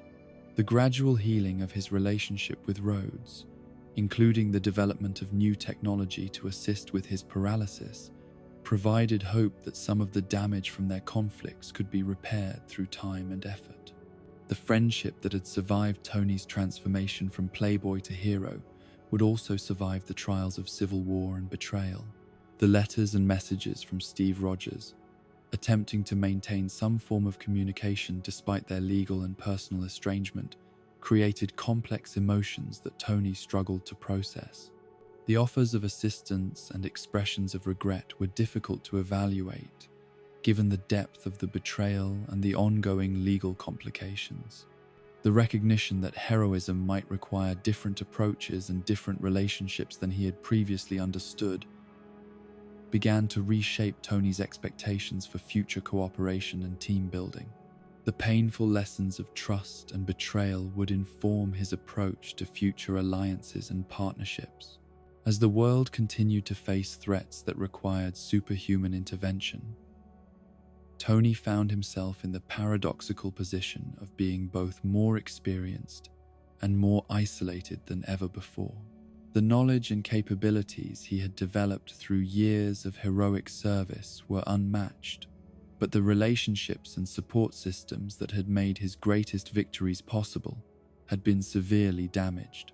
The stage was set for even greater challenges that would test not just his technological capabilities, but his capacity for forgiveness, cooperation, and the kind of heroic sacrifice that transcended personal grievances and political differences.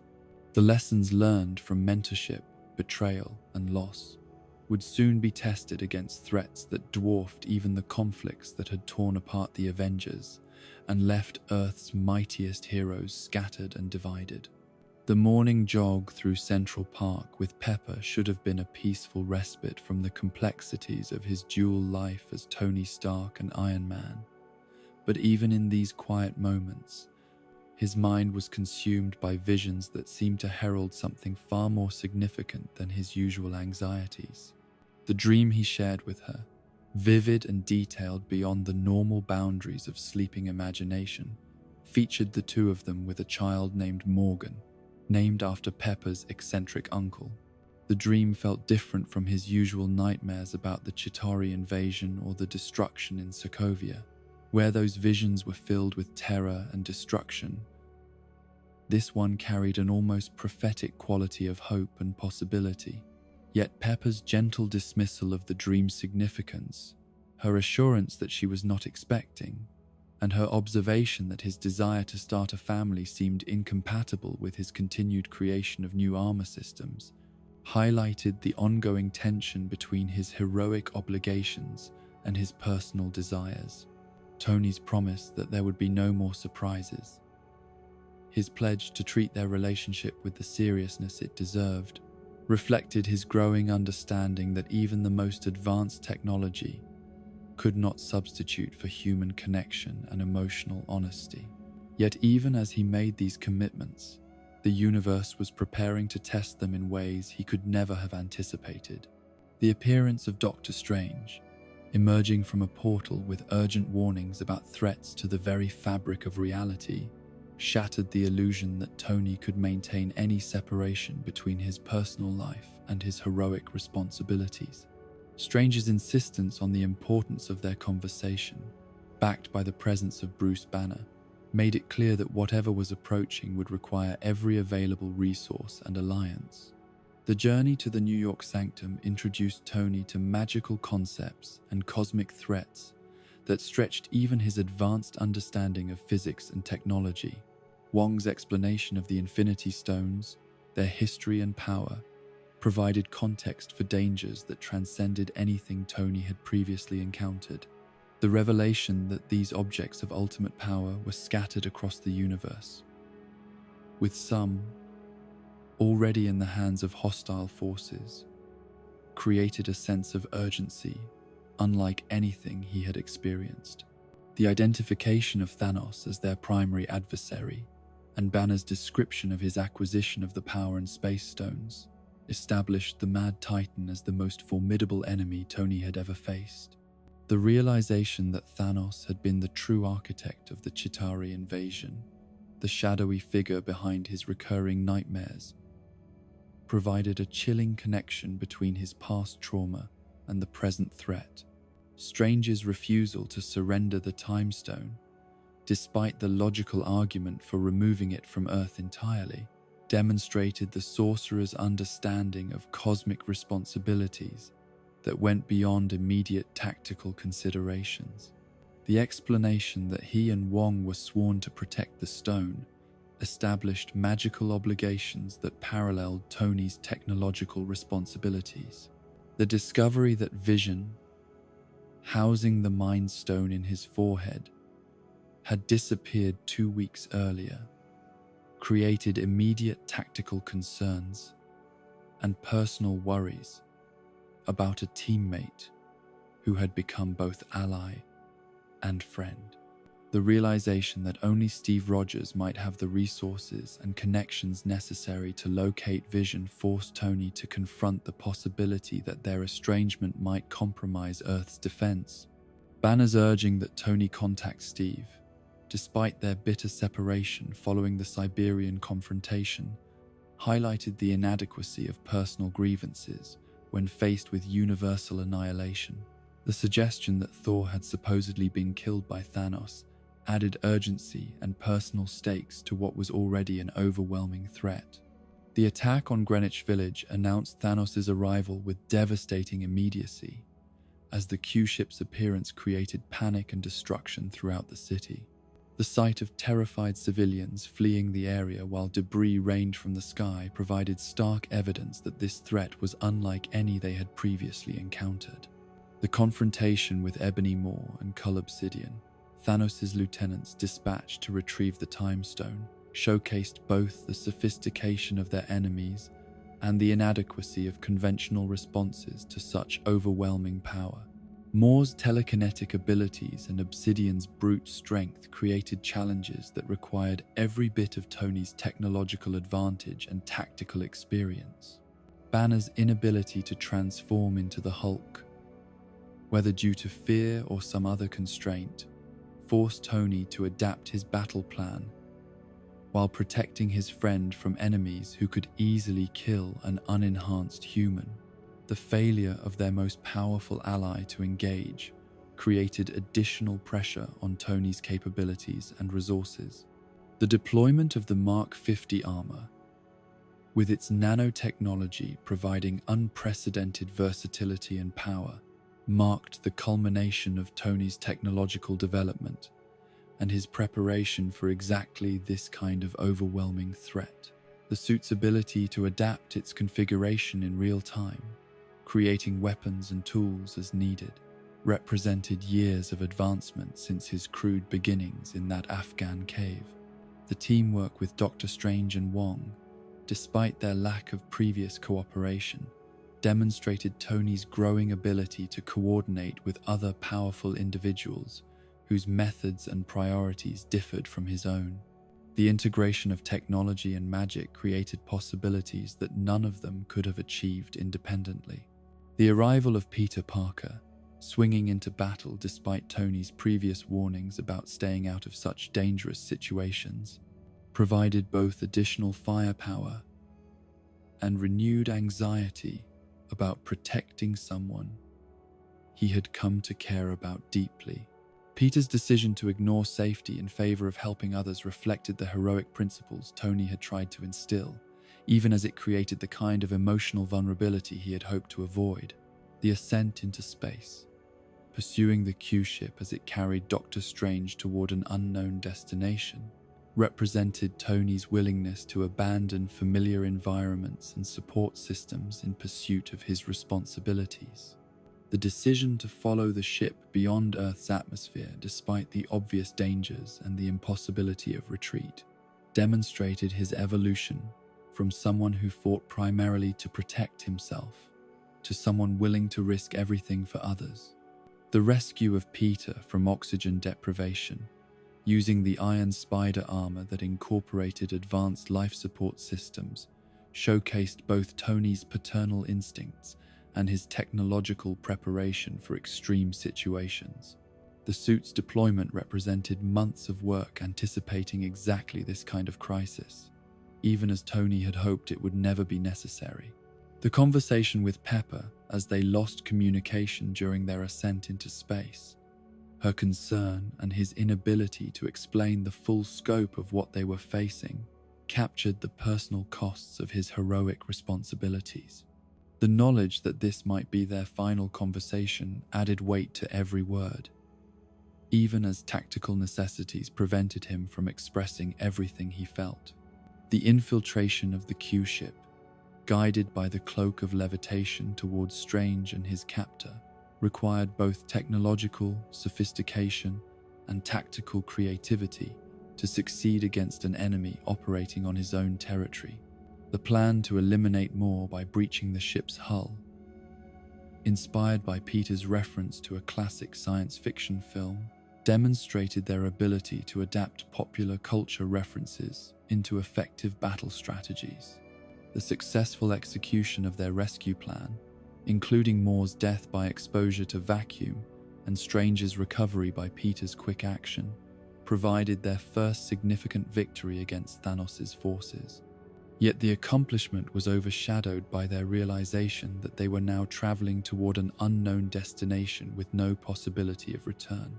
Strange's insistence that Tony return them to Earth immediately conflicted with Tony's strategic assessment that attacking Thanos on his home territory might provide their best opportunity for victory. The debate between defensive and offensive strategies reflected different approaches to overwhelming threats and different assessments of their capabilities. Tony's argument that surprising Thanos away from Earth might prevent the kind of devastating battle that had characterized the Chitauri invasion demonstrated his learning from previous experiences and his desire to minimize civilian casualties. The strategic logic was sound, even if the risks were enormous. Strange's revelation that he would prioritize protecting the Time Stone over saving Tony or Peter's lives, even if it meant allowing them to die, established the cosmic stakes involved and the moral calculations required when facing universal threats. The acknowledgement that individual lives, even heroic ones, might be expendable in service of larger purposes created sobering context for their mission. The crash landing on Titan, Tony's attempt to control their descent while protecting his companions from the impact, demonstrated both his piloting skills and the limitations of even advanced technology when dealing with alien environments and hostile conditions. Strange's use of mystical shields to protect them during the crash provided another example of magic and technology working together. The encounter with the Guardians of the Galaxy, initially mistaking each other for enemies working for Thanos, nearly resulted in friendly fire casualties that could have doomed their mission before it truly began. The confused battle between Iron Man and Star-Lord, with Spider-Man caught in the middle, demonstrated how easily miscommunication could turn allies into adversaries. The resolution of their misunderstanding, based on their shared knowledge of Thor and their common opposition to Thanos, created an alliance between groups with very different backgrounds and methods. The Guardians' irreverent approach to heroism and their casual attitude toward galactic threats provided an interesting contrast to Tony's methodical and technology-focused strategies. The development of their battle plan, using Tony's tactical analysis and the Guardians' knowledge of Thanos' psychology, created a strategy that had at least some chance of success against an enemy of overwhelming power. The plan to ambush Thanos, immobilize him with Mantis's abilities, and remove the Infinity Gauntlet represented their best hope for preventing universal catastrophe. Strange's use of the Time Stone to examine millions of possible futures. His discovery that only one scenario resulted in their victory provided both hope and ominous context for the battle ahead. The revelation that success was possible, but only under very specific circumstances, suggested that even minor deviations from the optimal path could result in failure. The arrival of Thanos on Titan, his casual discussion of the planet's history, and his philosophical justifications for universal genocide revealed an enemy whose motivations were more complex than simple evil or madness. His genuine belief that eliminating half of all life would prevent universal suffering created moral complexities that made him more dangerous than a conventional villain. The initial phase of their ambush, dropping debris on Thanos and launching coordinated attacks from multiple directions, demonstrated both their tactical coordination and the enormous power required to threaten someone who wielded multiple Infinity Stones. The combination of technology, mystical energy, and raw strength created impressive displays of force. Thanos' casual dismissal of their attacks, his use of the Reality Stone to transform their weapons into harmless objects, provided devastating evidence of how outmatched they truly were.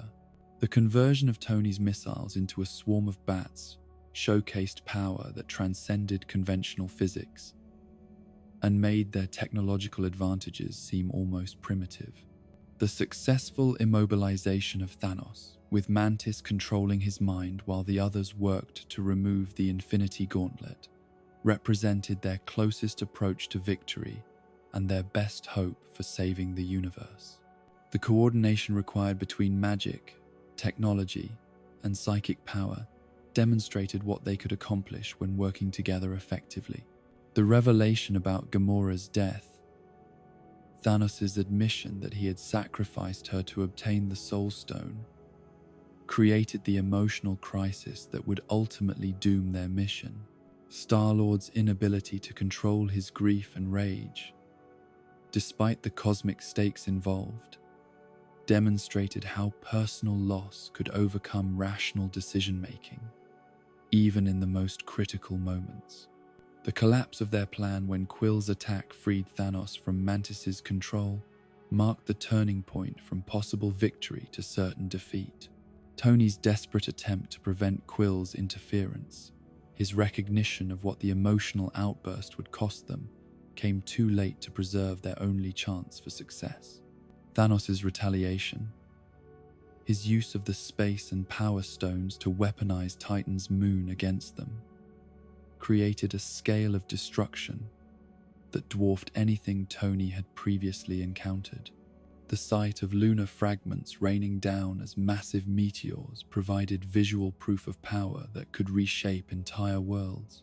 The individual battle between Iron Man and Thanos, with Tony deploying every technological advantage and tactical skill he had developed over years of heroic service, represented the culmination of his development as both inventor and warrior. The Mark 50 armor's adaptability, creating new weapons and configurations in real time, showcased the peak of his technological achievement. Yet even Tony's most advanced capabilities proved inadequate against an enemy wielding multiple Infinity Stones. Thanos' casual acknowledgement of Tony's efforts, his recognition of Tony as a worthy opponent while easily overcoming his attacks, demonstrated the vast gulf between even the most advanced human technology and cosmic power. The brutal beating that left Tony's armor destroyed and his body broken marked his complete defeat by an enemy whose power transcended anything he had prepared for. The sight of his most advanced suit being systematically torn apart piece by piece provided a humbling reminder of the limitations of technology when facing truly overwhelming force. The moment when Thanos raised the Infinity Gauntlet to deliver the killing blow, only to be stopped by Strange's offer to trade the Time Stone for Tony's life, created the emotional and strategic climax of their entire mission. Strange's decision to surrender one of the universe's most powerful objects to save a single life seemed to contradict everything he had said about priorities and cosmic responsibility.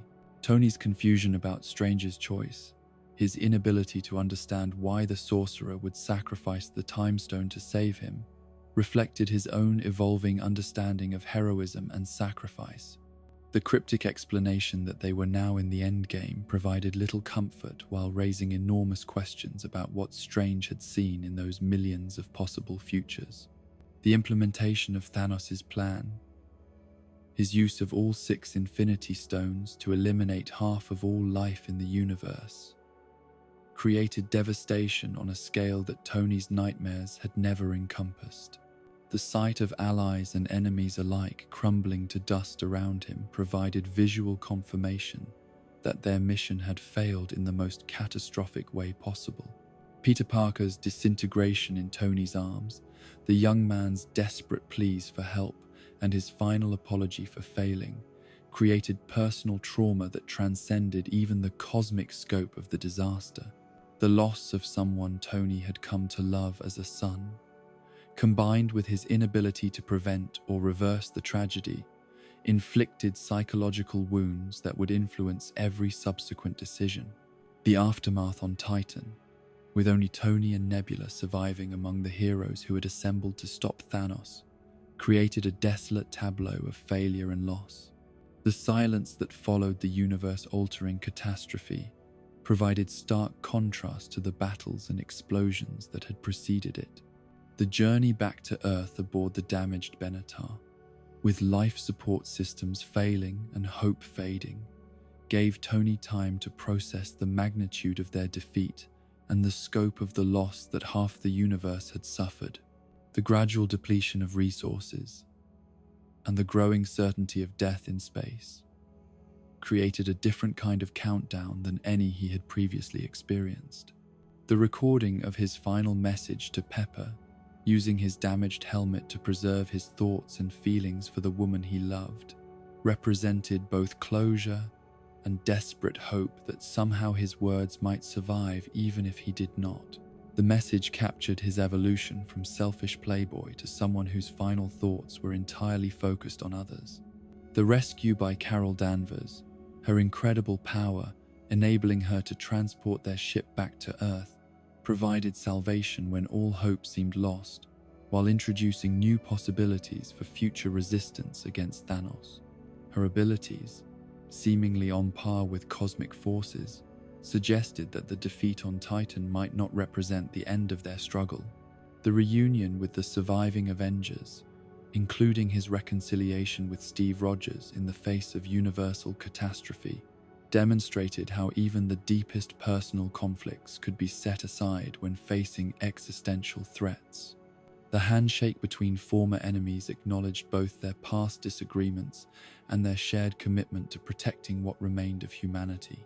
The collapse from exhaustion and trauma, his body finally succumbing to the physical and emotional toll of cosmic battle and devastating loss, marked the end of one phase of Tony's heroic journey. The medical attention he received while unconscious provided time for his body to heal, even as his mind struggled to process experiences that defied human comprehension.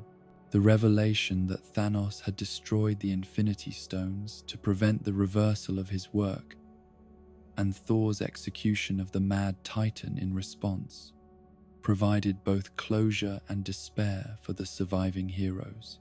The knowledge that their enemy was dead offered little comfort when the damage he had caused seemed permanent and irreversible.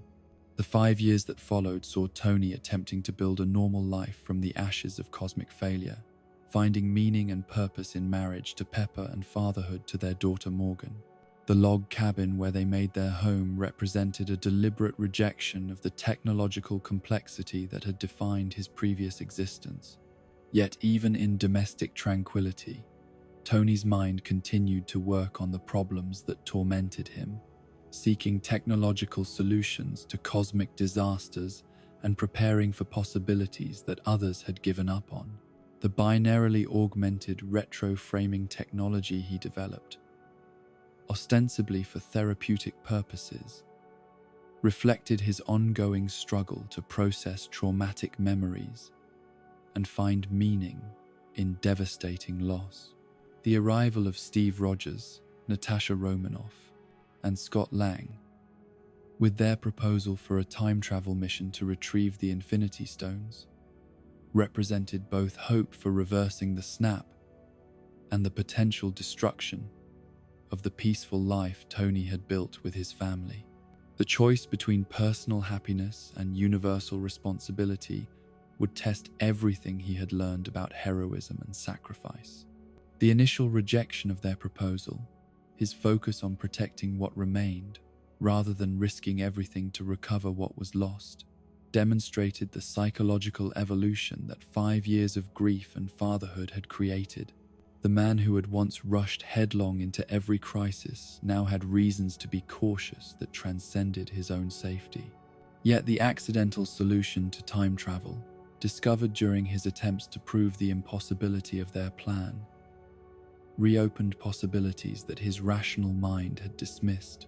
The realization that he could potentially save Peter Parker and the billions of others who had been lost created moral pressures that his domestic happiness could not withstand. The conversation with Morgan about juice pops and bedtime stories, his expression of love, met with her response of loving him 3,000, captured both the stakes involved in any time travel mission and the price he might pay for choosing universal responsibility over personal happiness. The number that meant more to him than any technological achievement or heroic recognition became his measure for everything that mattered most in the world.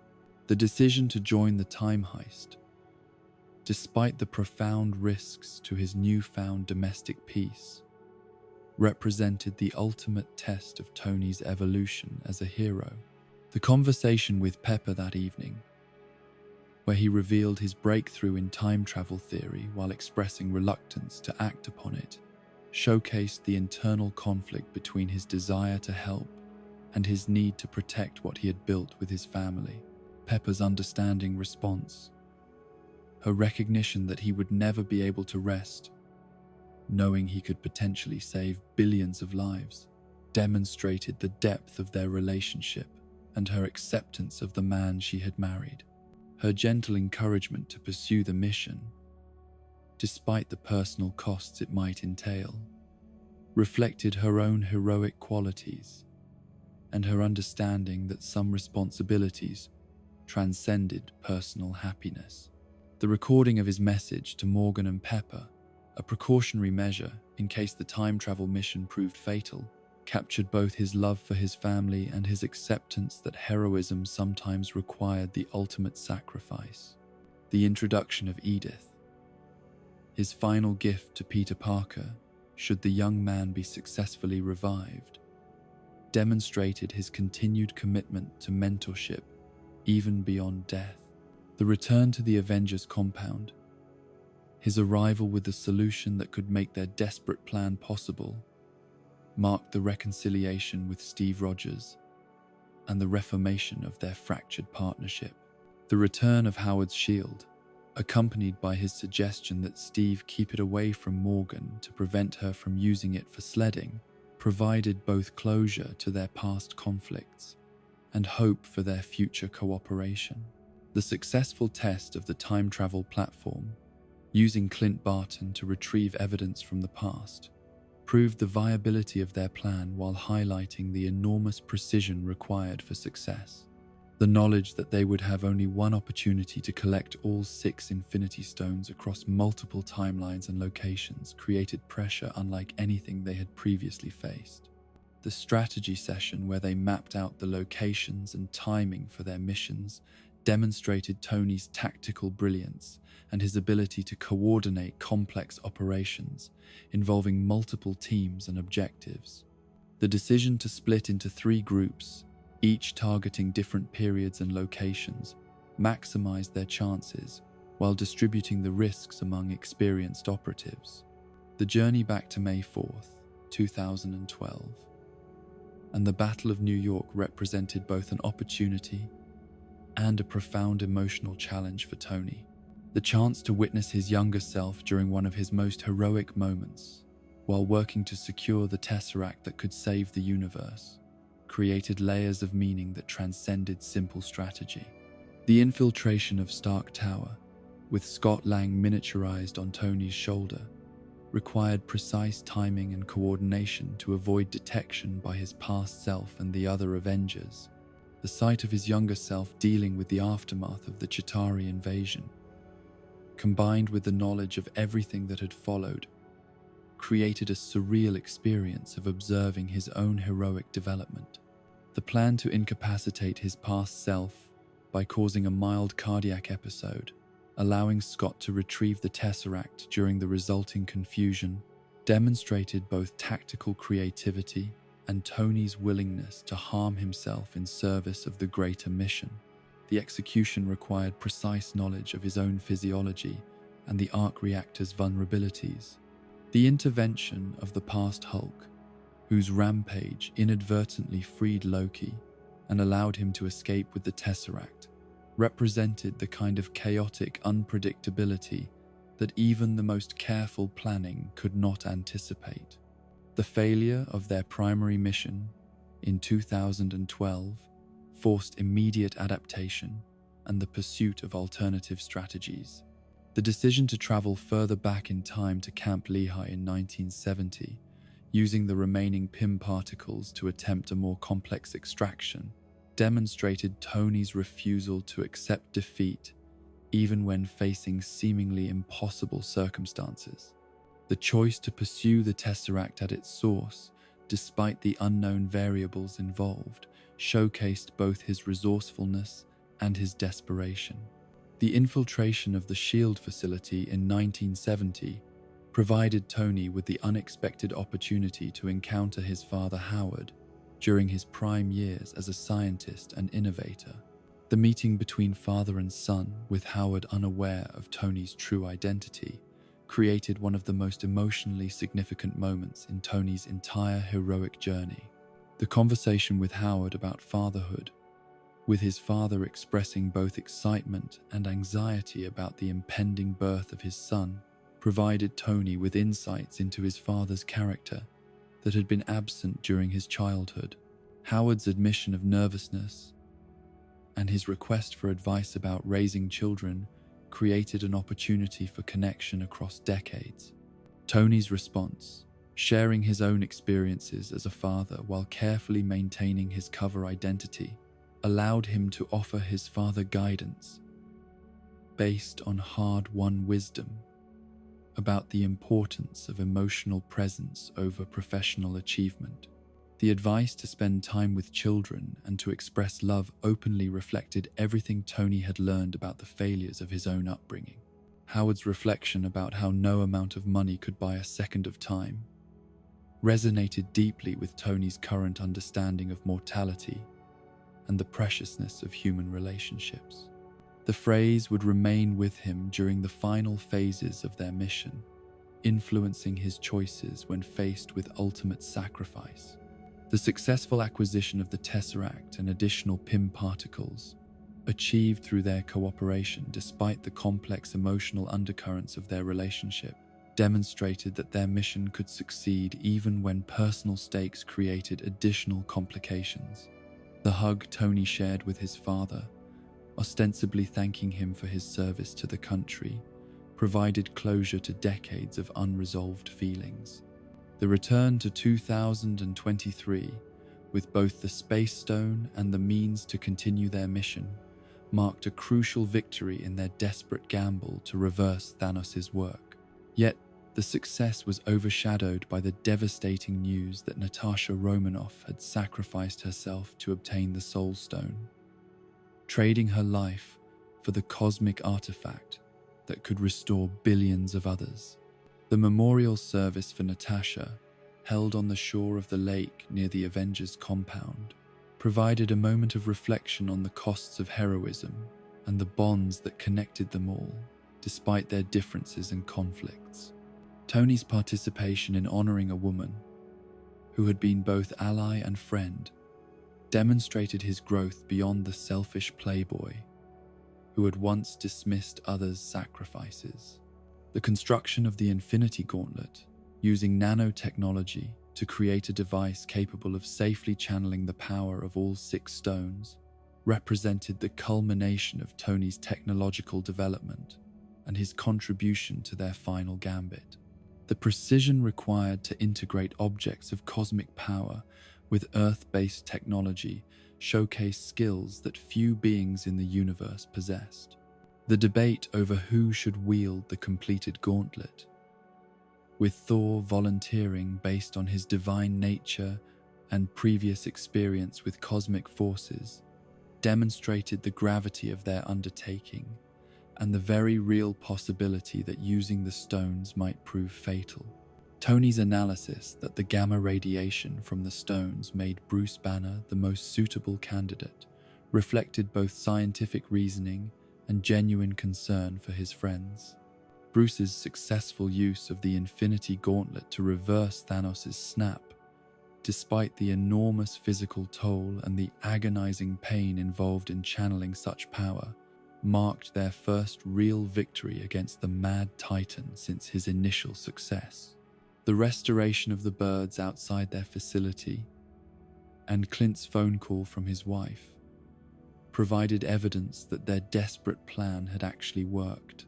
Yet their moment of triumph was immediately shattered by the arrival of Thanos from an alternate timeline, a version who had learned of their plan through Nebula's compromised cybernetic systems and had come to finish what his future self had started.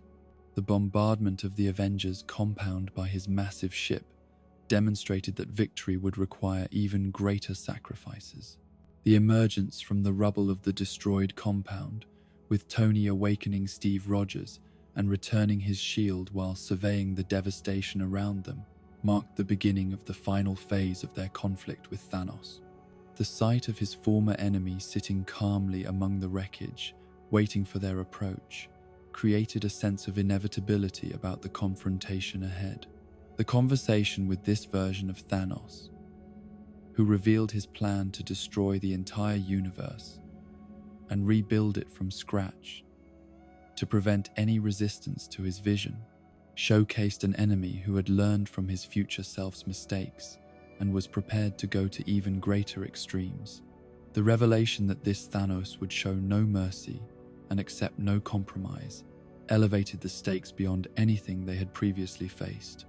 The three-way battle between Iron Man, Captain America, and Thor against Thanos demonstrated both their improved coordination and the overwhelming power of their enemy even without the Infinity Stones. Tony's use of multiple repulsors enhanced by Thor's lightning created impressive displays of force. Yet Thanos' superior combat skills and physical strength made him more than a match for all three heroes.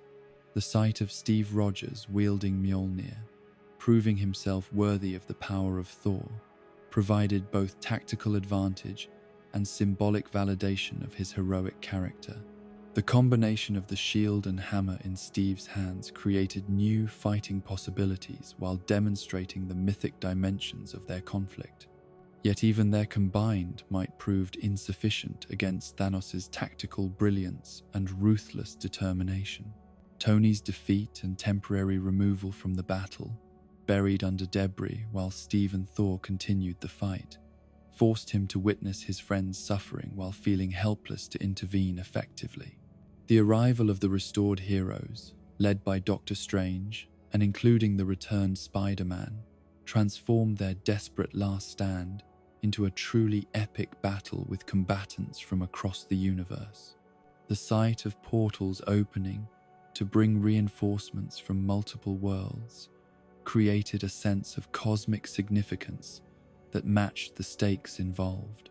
Tony's reunion with Peter Parker, their brief embrace amid the chaos of battle, provided emotional resolution to the trauma he had carried since watching the young man disintegrate on Titan. The knowledge that his protege had returned, that his sacrifice might yet prove meaningful, gave him renewed strength for the trials ahead. The massive battle that followed, with hundreds of heroes fighting thousands of enemies across the devastated landscape of the compound, showcased both the scope of Thanos' threat and the potential of unified resistance against tyranny.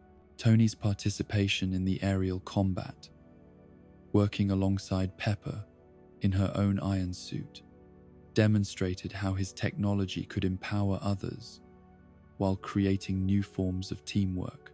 The strategic focus on the Infinity Gauntlet, with various heroes attempting to keep it away from Thanos while seeking opportunities to use it themselves, created a chaotic game of cosmic keep-away that would determine the fate of the universe.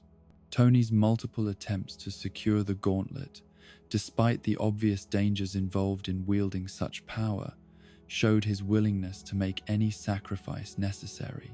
The intervention of Captain Marvel, whose incredible power allowed her to single-handedly destroy Thanos' ship and nearly defeat him in personal combat, provided hope that victory might be possible without ultimate sacrifice. Her abilities seemed to match or exceed those of Thanos himself, suggesting that raw power might triumph over tactical cunning. Yet Thanos' use of the Power Stone to overcome even Captain Marvel demonstrated his adaptability and his determination to complete his mission regardless of the opposition. His seizure of the gauntlet and preparation to snap his fingers again seemed to mark the final failure of all their efforts and sacrifices. The moment when Tony grappled with Thanos for control of the gauntlet, his apparent failure to prevent the snap should have marked the end of everything they had fought to protect. Thanos' declaration that he was inevitable, his confidence in his ultimate victory, seemed justified by his possession of unlimited power. The revelation that Tony had used his nanotechnology to transfer all 6 Infinity Stones to his own armor, leaving Thanos with an empty gauntlet, marked the ultimate triumph of human ingenuity over cosmic power. The sight of the stones integrated into his Iron Man suit created both hope for victory and terror about the cost of wielding such force. Tony's final words, "I am Iron Man," delivered while facing certain death from using the stones, encapsulated everything he had learned about heroism and sacrifice during his journey from selfish playboy to ultimate savior. The phrase that had launched his public career as a superhero became his final statement of identity and purpose. The snap that followed, disintegrating Thanos and his entire army, while leaving Tony mortally wounded by the cosmic energies he had channeled, represented both ultimate victory and ultimate sacrifice. The sight of his enemy crumbling to dust provided vindication for years of struggle and loss, while the damage to his own body made clear the price of that victory. The final moments, with Tony surrounded by Pepper, Peter, and Rhodes, as his arc reactor finally failed, provided closure to relationships that had defined his heroic journey. Pepper's assurance that he could rest now, her recognition of everything he had accomplished and sacrificed, allowed him to let go of the burdens he had carried for so long. The peaceful expression on his face as the light faded from his arc reactor, the sense of completion and acceptance that replaced years of anxiety and guilt, demonstrated that he had finally found the rest that had eluded him throughout his complicated life. The man who had begun his journey in a cave in Afghanistan, kept alive by an improvised arc reactor, ended it by using cosmic power to save the universe itself. The reaction of his fellow heroes, their recognition of his sacrifice, and their collective tribute to his memory, acknowledged both his growth as a person and his contributions as a hero. The man who had once been dismissed as a selfish playboy had become worthy of honor from gods, super soldiers, and cosmic entities alike. The knowledge that his sacrifice had not only defeated their greatest enemy, but restored billions of lives across the universe, provided meaning that transcended personal loss. Tony Stark's final act as Iron Man had proven that heroism was not about the armor or the technology, but about the willingness to give everything for others.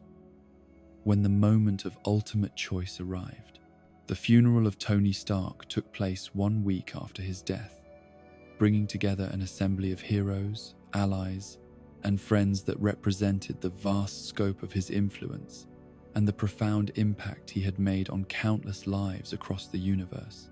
The gathering at the Stark Eco compound, overlooking the peaceful lake where he had built his final home with Pepper and Morgan, provided a fitting backdrop for celebrating the life of a man who had transformed from weapons dealer to world savior.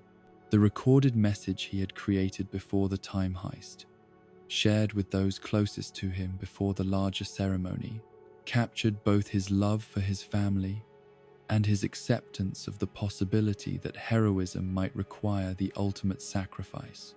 His words to Morgan, telling her that he loved her 3,000 and encouraging her to grow up to be better than he had been, provided comfort even as they reminded everyone of the magnitude of their loss. The presence of virtually every hero Tony had worked alongside, fought beside, or inspired during his heroic career created a visual testament to the connections he had forged and the relationships he had built despite his reputation for arrogance and self-centeredness. From the founding Avengers to the Guardians of the Galaxy, from the masters of the mystic arts to the royal family of Wakanda, the gathering represented a community of extraordinary individuals united by their respect for his sacrifice. Pepper Potts, standing beside their daughter Morgan, while accepting condolences from world leaders and cosmic entities alike, embodied both the personal cost of Tony's heroism and the strength that had supported him throughout his transformation. Her grace under unimaginable circumstances reflected the qualities that had made her not just his assistant but his partner in life and his anchor during the most difficult periods of his journey. Morgan's presence at the ceremony, too young to fully understand the cosmic significance of her father's sacrifice but old enough to feel the weight of loss, reminded everyone that heroes were also human beings with families who loved them and would mourn their absence. The sight of a small child grieving for her father added intimate dimensions to what could have been merely a public commemoration of heroic service. The original arc reactor, the device that had kept Tony alive after his injury in Afghanistan and had symbolized both his vulnerability and his determination, served as the centerpiece for the memorial. Pepper's decision to set it adrift on the lake, accompanied by a wreath bearing the inscription that Tony had a heart, provided closure to a journey that had begun in a cave with improvised technology and had ended with the most sophisticated act of heroism in human history.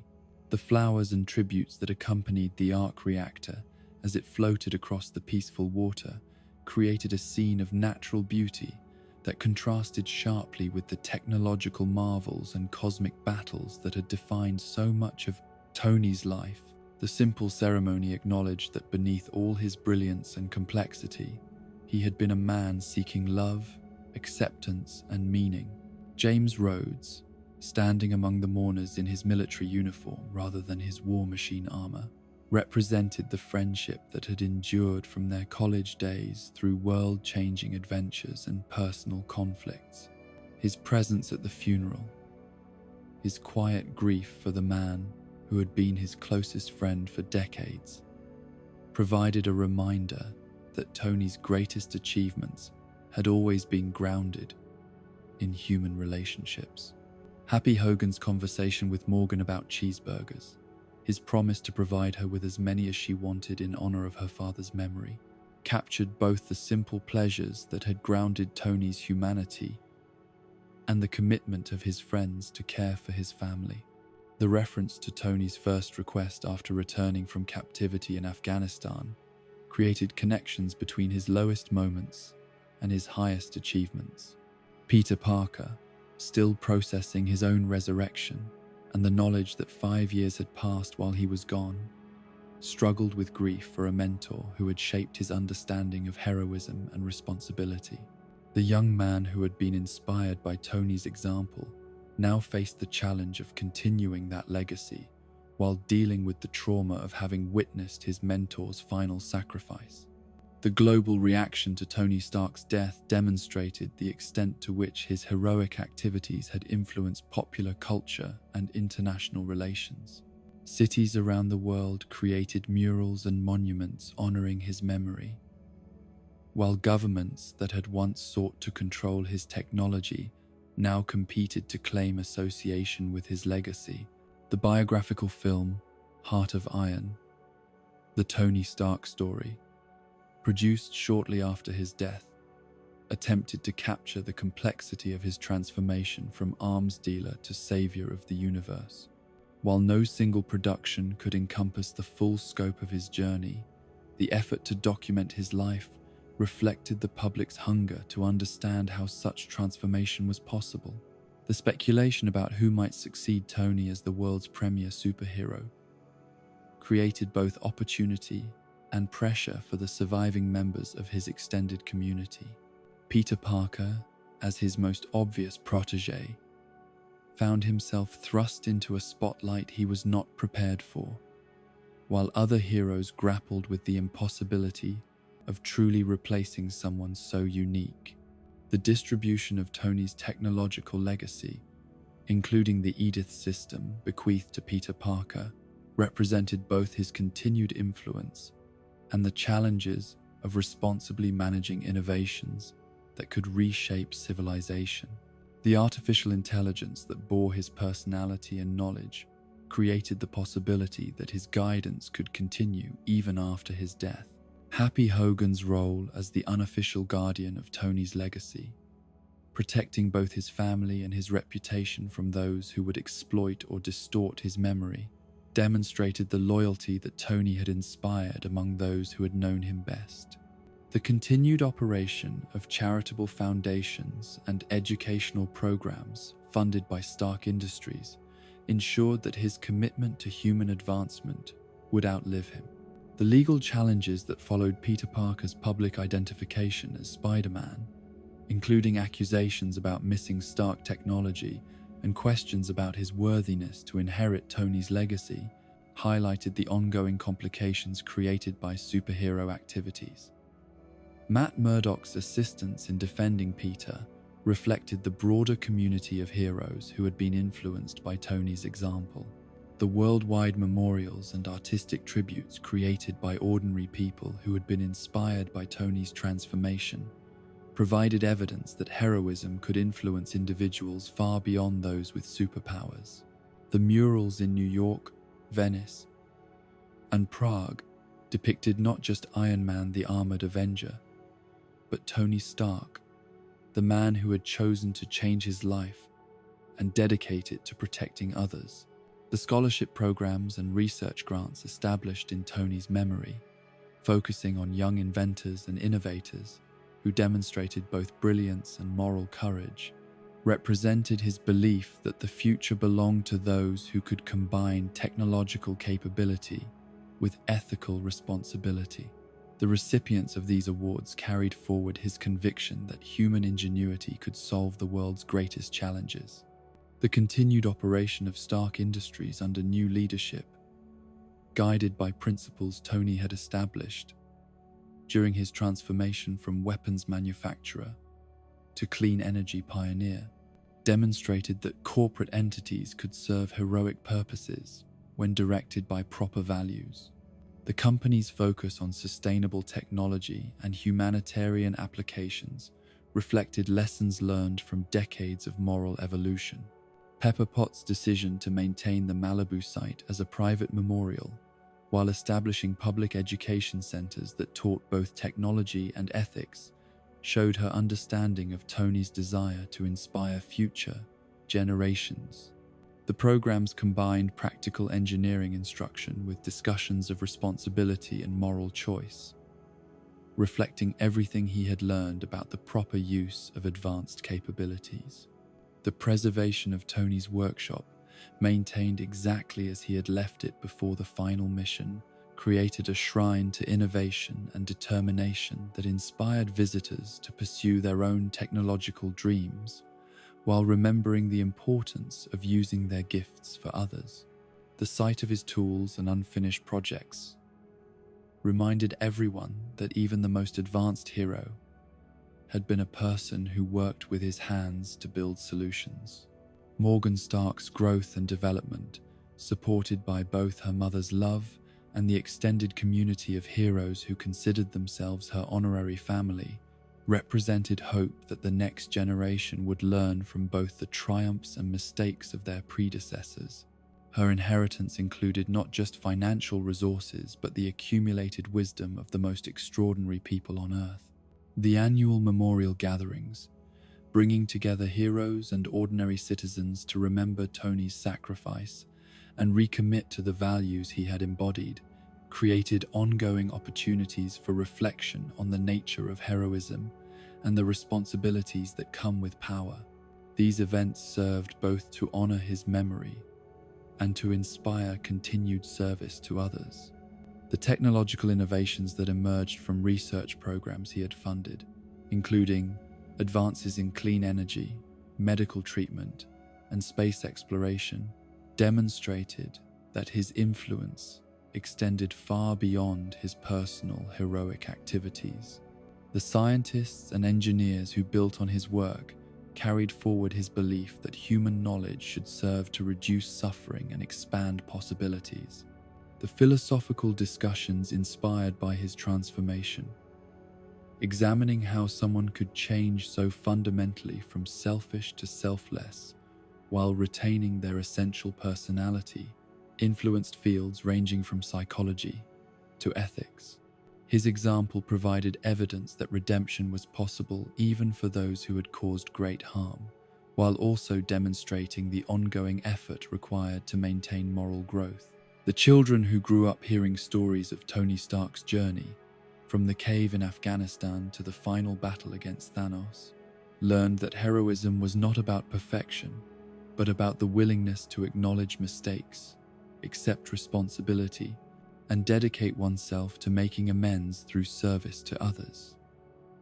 His flawed but ultimately triumphant path provided a model for ordinary people seeking to make extraordinary contributions. The international cooperation that emerged from shared grief over his loss and shared gratitude for his sacrifice created new possibilities for addressing global challenges that transcended national boundaries. The unity that his death had inspired among former enemies and competitors suggested that his influence on human relationships might prove as lasting as his technological innovations. The quiet moments when those who had known him best would remember not the cosmic battles or the technological marvels, but the simple human interactions that had revealed his capacity for growth, love, and sacrifice, provided the truest measure of his legacy. The man who had struggled with relationships throughout his life had ultimately created bonds that would endure long after his death. The recognition that his greatest invention had not been any suit of armor or artificial intelligence, but his own transformation from someone who profited from destruction to someone who died to protect life, established the standard by which all his other achievements would be measured.